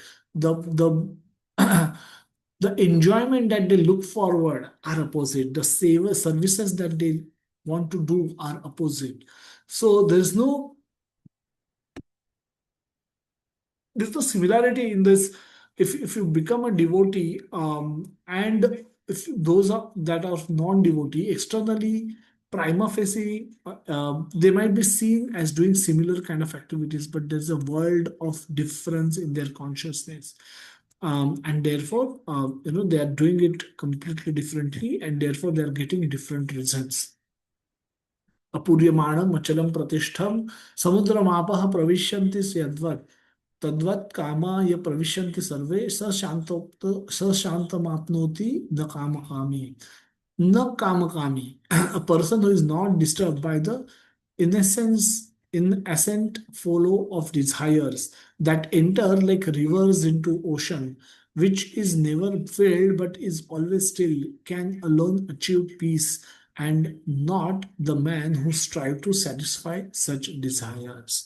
So if you kama desire of the desires. So if you're trying to satisfy each and every desires that is coming inside your mind, you will never be happy. So rather than being a self-controlled, uh, alone can achieve peace, and not the man. So the person who is trying to satisfy every such desire cannot become happy. So so samudra mapaha pravishanti yadvat. Just like you may get phone calls. You may get phone calls from 4 people every day that are offering loan, that are offering personal loan, that are offering personal loan at low interest, investment opportunity where the money will be double in 1 week, and all of that. Correct. So you may receive such calls, but you may not entertain such calls. You may receive five such calls every day, and you will politely say no to all of them. Why? Because you understand the meaning of real life. So you're not getting carried away by those temptations of doubling your money in 1 week, or so you are able to exercise the self-control, and you're not trying to satisfy every desires that is entering inside you. And if you can maintain this position, Esha Brahmi Sthiti Partha Nainam Prapyam Vimuhyati Sthitvasya Mantakalepi Brahma Nirvanam Rachati. That is the way of spiritual and godly life, and attaining which a man is not bewildered. If one is thus situated, even at the hour of death, one can enter into the kingdom of God. Brahmistiti, Esha Brahmistiti Partha. And Brahma Nirvanam Rachati. Brahma Nirvanam Rachati means they will they can, one can, if you maintain the same positions, remain self controlled, and remain focused on Krishna, you will become eligible to enter into the kingdom of God. So this is a very explicit way in which Krishna has said that you need a higher destination. You need a higher destination. You don't have to come back to this material world. In the subsequent later chapters, Krishna will elaborate on that aspect. So we said we'll talk about the higher taste.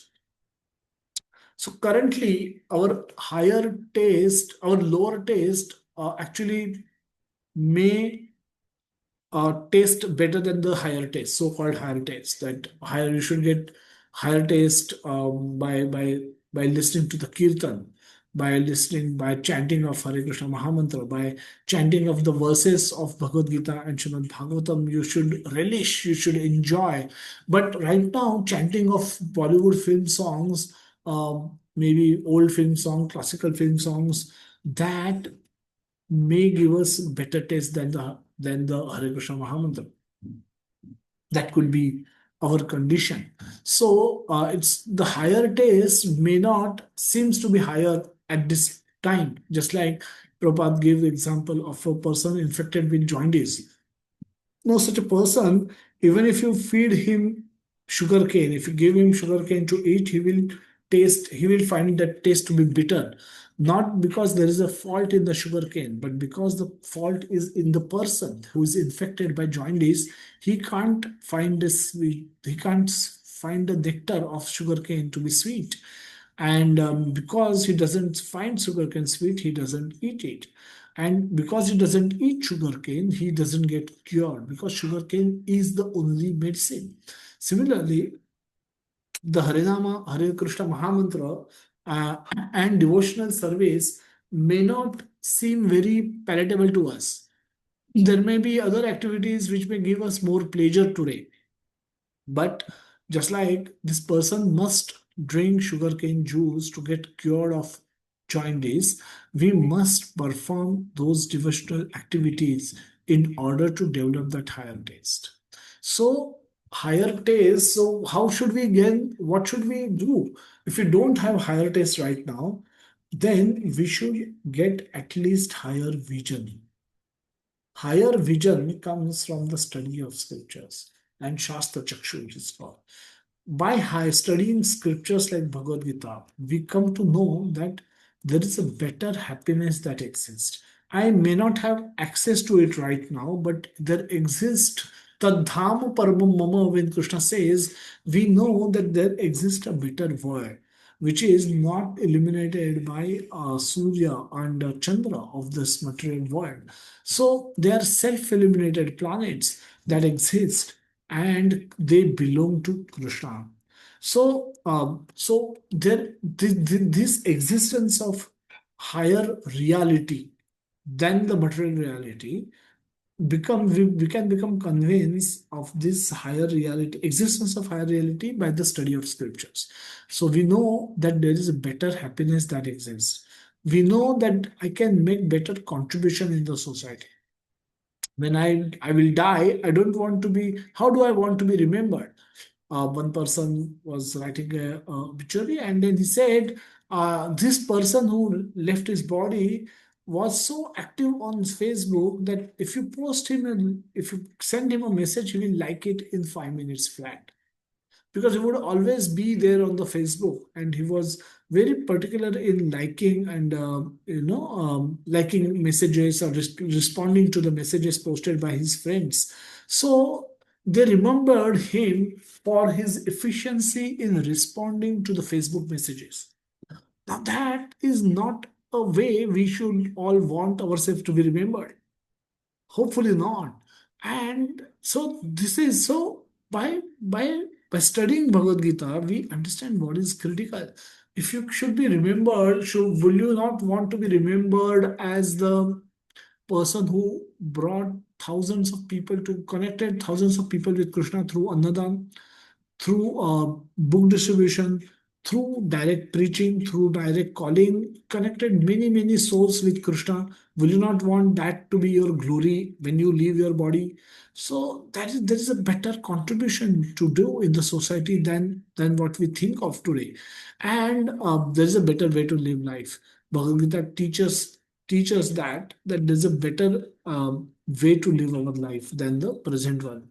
So when we have this higher vision, when we get this higher vision by the study of scriptures like Bhagavad Gita, we can get higher purpose for ourselves. When we get higher purpose, we with the purpose we know we can practice that purpose by studying by accepting some services.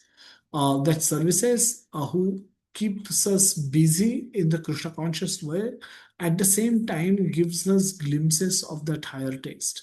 So once we get purpose right, and then we can have a single-minded focus on searching for that higher taste, and then we actually get that higher taste. So we get that higher taste by the mercy from Krishna. So higher taste, we may say param drashtva nivartate. This higher vision is important to get that higher taste. So I will begin by having a higher vision and learning that get that higher vision by study of scriptures, and with that higher vision, have a have a higher purpose in life. And once you get higher purpose, your mind will search for higher taste also. And you will eventually get higher taste by the mercy of Krishna. The last slide, and then we will open up for some question and answer. The devotees of Lord Krishna and non-devotees. So devotees understand a role of their action and past karma. Result which I will in the results that they get. So they stay humble all the time. They stay humble, and even in success, also in failure.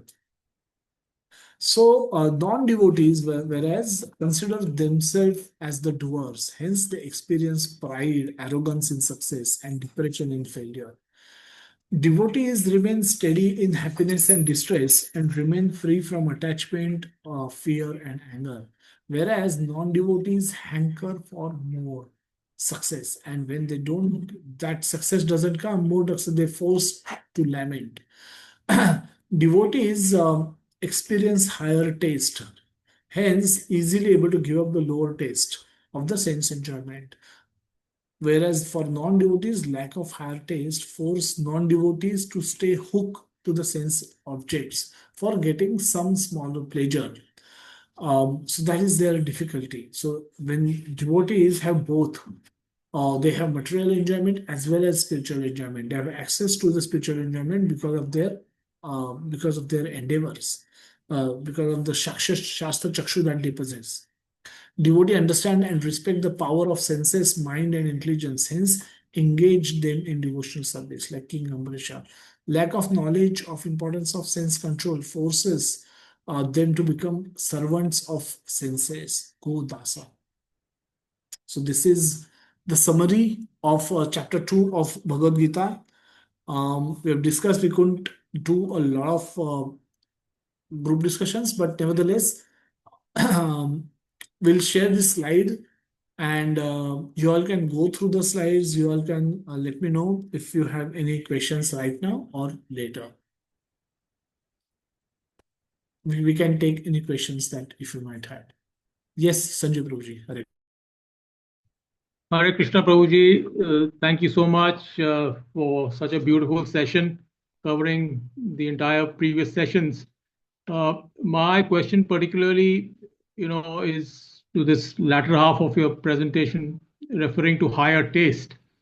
So, as you said, a higher taste gives you a higher purpose, and then you also think in terms of how you're contributing to society in general. uh, the question is, this higher taste can also arise from somebody who's engaged in philanthropic work, like opening hospitals, and sending relief work for, let's say, flood affected victims. And he might, then think that this is really the higher purpose of life and the higher taste. And he may not actually get into devotional service by getting this higher taste of doing social work. So how do you differentiate between the two, and which how does this higher taste, sometimes can prevent somebody to get into devotional service? He can think that this is what life is all about. Yes, Thank you. thank you so much, Roji. And so this the 12th chapter of Bhagavad Gita deals with the ladder of activities to be done.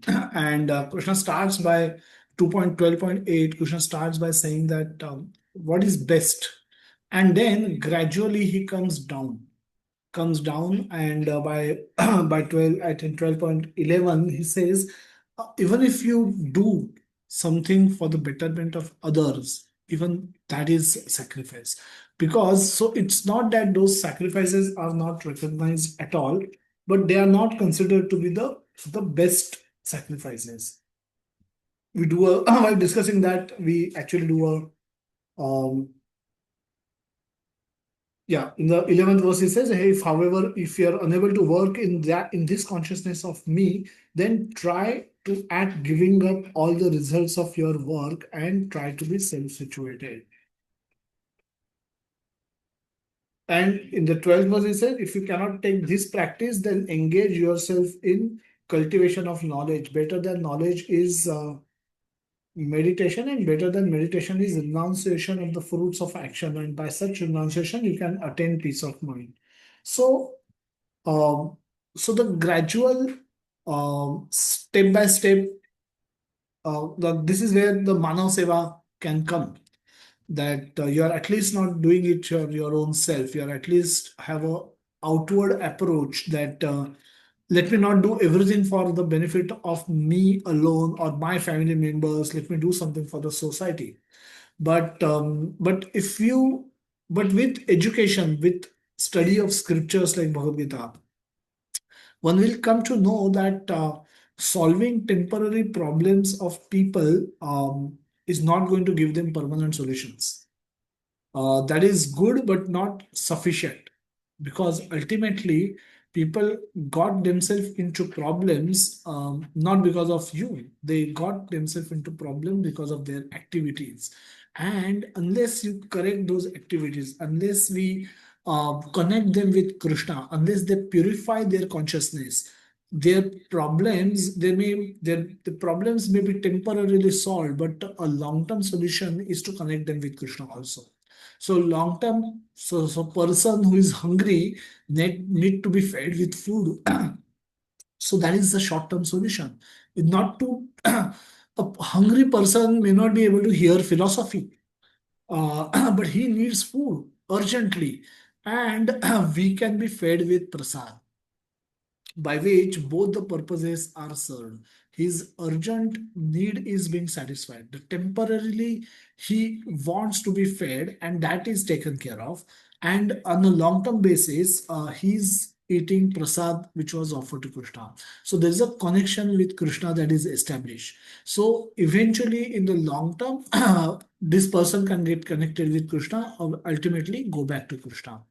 So all our activities, when you get the Shastra Chakshu, Without Shastra Chakshu, without referring to the scriptures, when you try to perform Manav Seva, you will end up doing it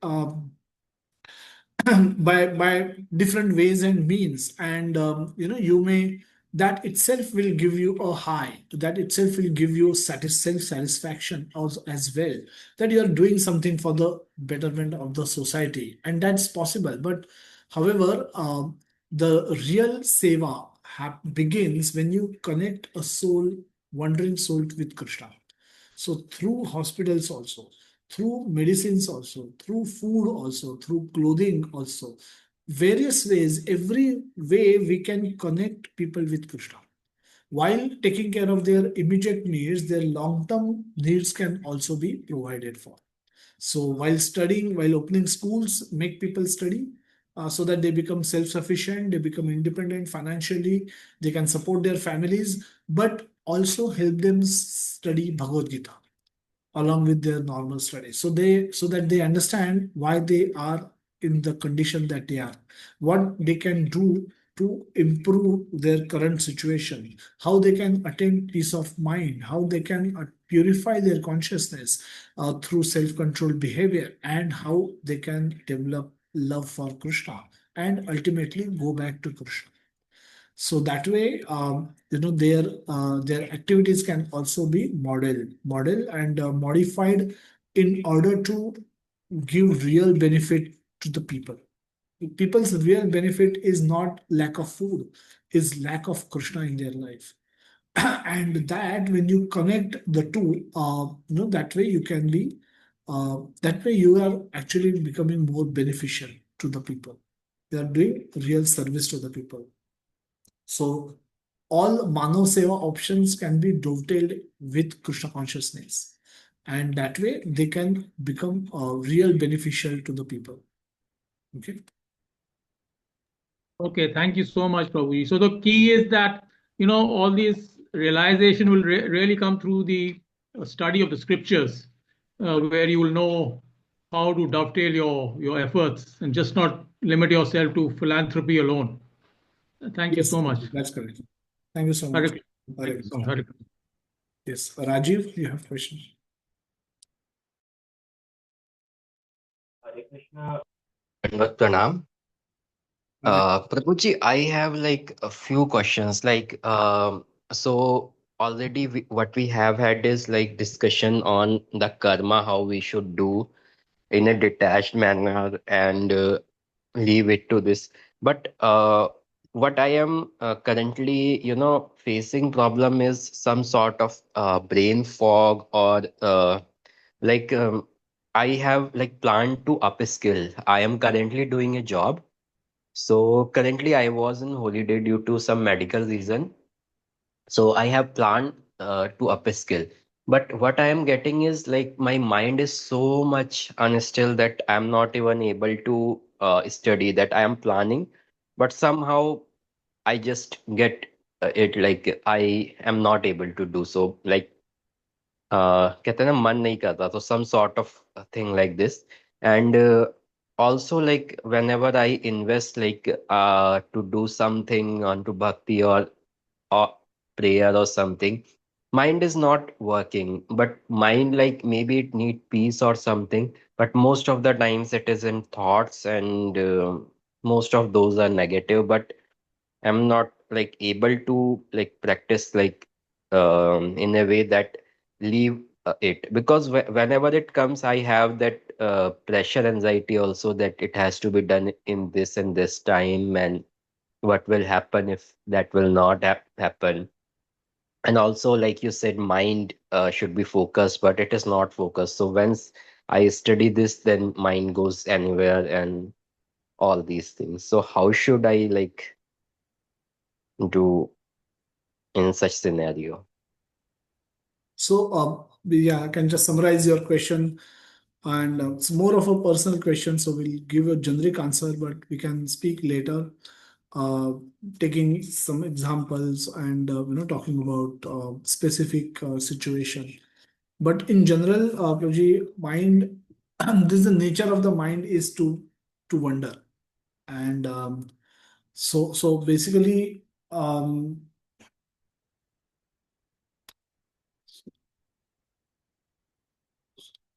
So there are different ways in which we can look at this situation. So basically, your situation, you're saying that you are not able to control your mind and helping make it focus on the work on hand, be it study, be it job, or be it upscaling that you're trying to do, learning new language, computer languages maybe, and so all of that can come because of various reasons. And I can think of something like. Mm,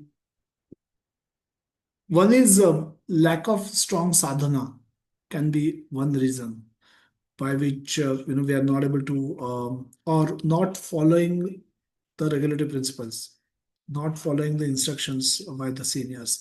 Lack of sadhana of hearing and chanting, early morning chanting, if it is not there, um, uh, we will struggle to control our mind. We will struggle to differentiate right wrong. Everything becomes blur. ये भी अच्छा है वो भी अच्छा है करने दो कर सकते हैं क्या फर्क पड़ता है all of that will come when we have weak sadhana. It's just indication of a weak sadhana. And sadhana doesn't necessarily it has to be 16 rounds early morning. नहीं होगा तो भी चलेगा, but even if you are doing 4 rounds, try to do 4 attentive rounds with full focus, and that becomes your sadhana. Then increase it to 6, increase it to 8, because if you will have weak sadhana, choices, the boundaries, the power to discriminate becomes very weak.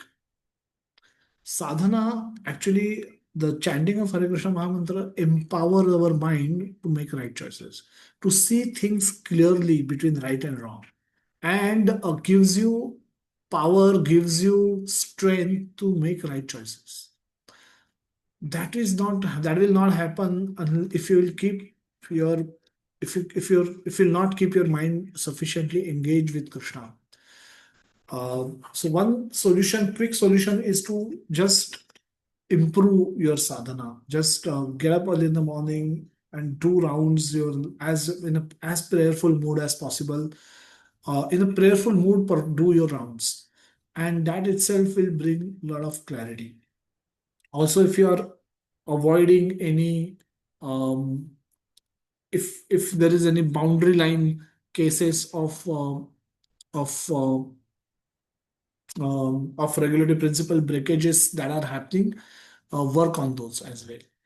If there could be gray areas, people try to play around, chalega chal jata hai, like that.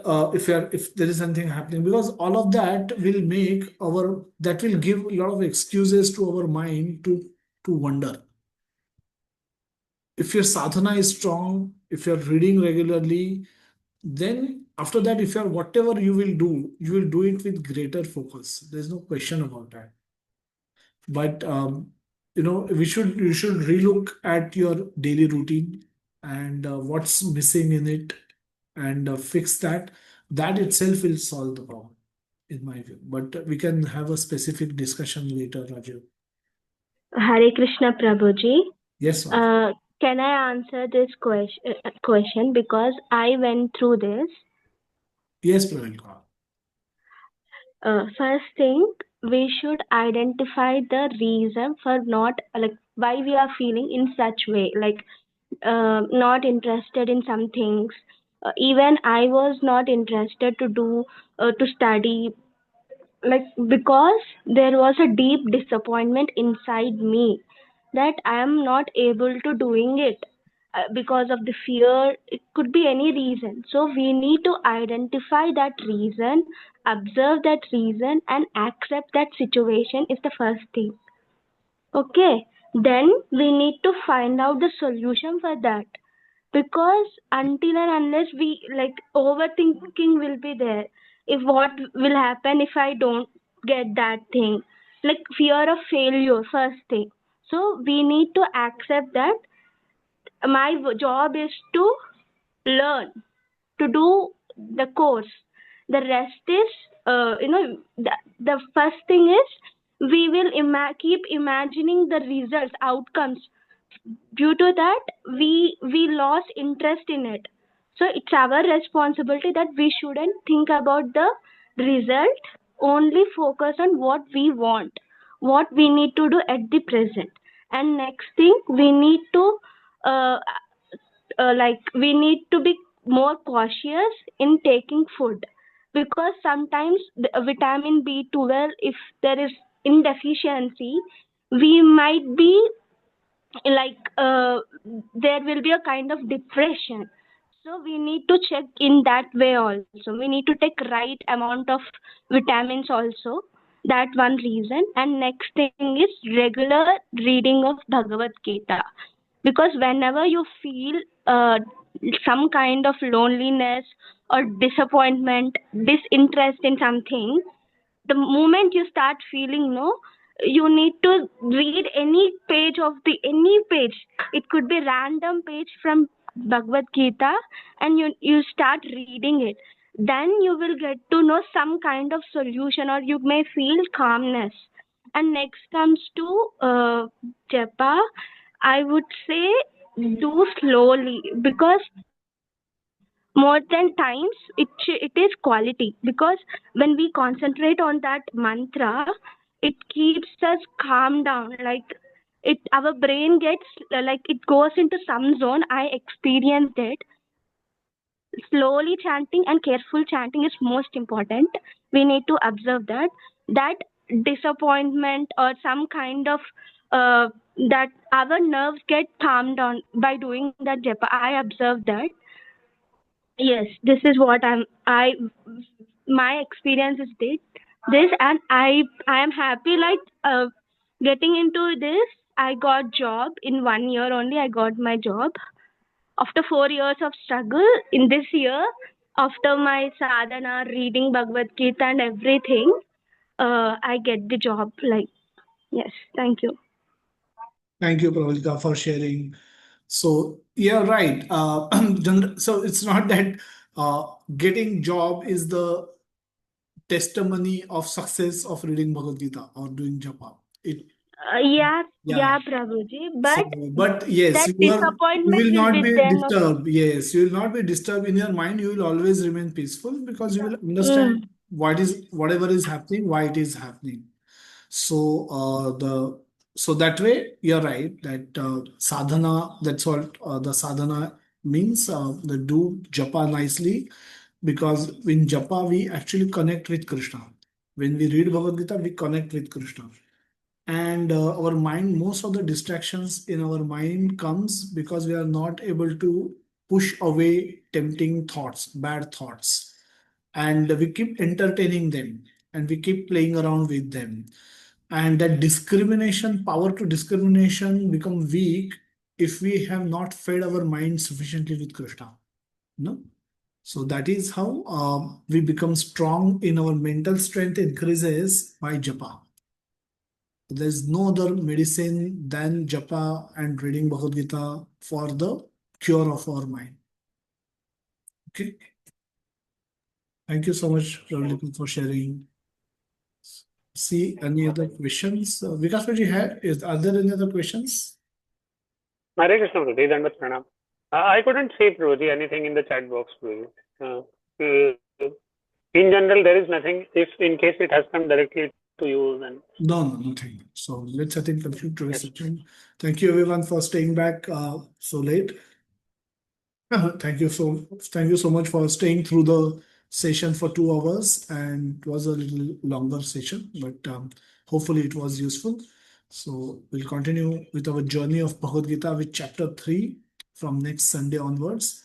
Till then, have a very happy Krishna conscious week ahead. Perform book distribution, participate book distribution wherever you get opportunity, and perform strong sadhana. Just increase your sadhana, increase the quality of your japa, increase the quality of your reading, and most of the problems will be taken care of. Thank you so much, everyone, for joining. Shri Jagannath Baldev Subhadra Mai ki jai, Srila Prabhupada ki jai, Nitai Gaur Premanande, Hari Bol, Hari Bol, Hari Hari. Hare. Thank you, Prabhuji. Hare Thank you, Krishna, Mataji. Prabhuji. Thank you very much. Dandavat pranam. Thank you very much. Dandavat Pranam. Thank you, Thank Prabhuji. you so Prabhuji, much. Hare Krishna. Dandavat pranam. Hare Thank Krishna, you. Prabhuji. Thank you so so much, much. Prabhuji. Hare Krishna, Prabhuji. Dandavat Dandavat pranam. Pranam. Thank you. Hare Krishna Prabhuji, thank you so much. Dandat Pranam. Hare Krishna Prabhuji, Dandat Pranam. Thank you so much.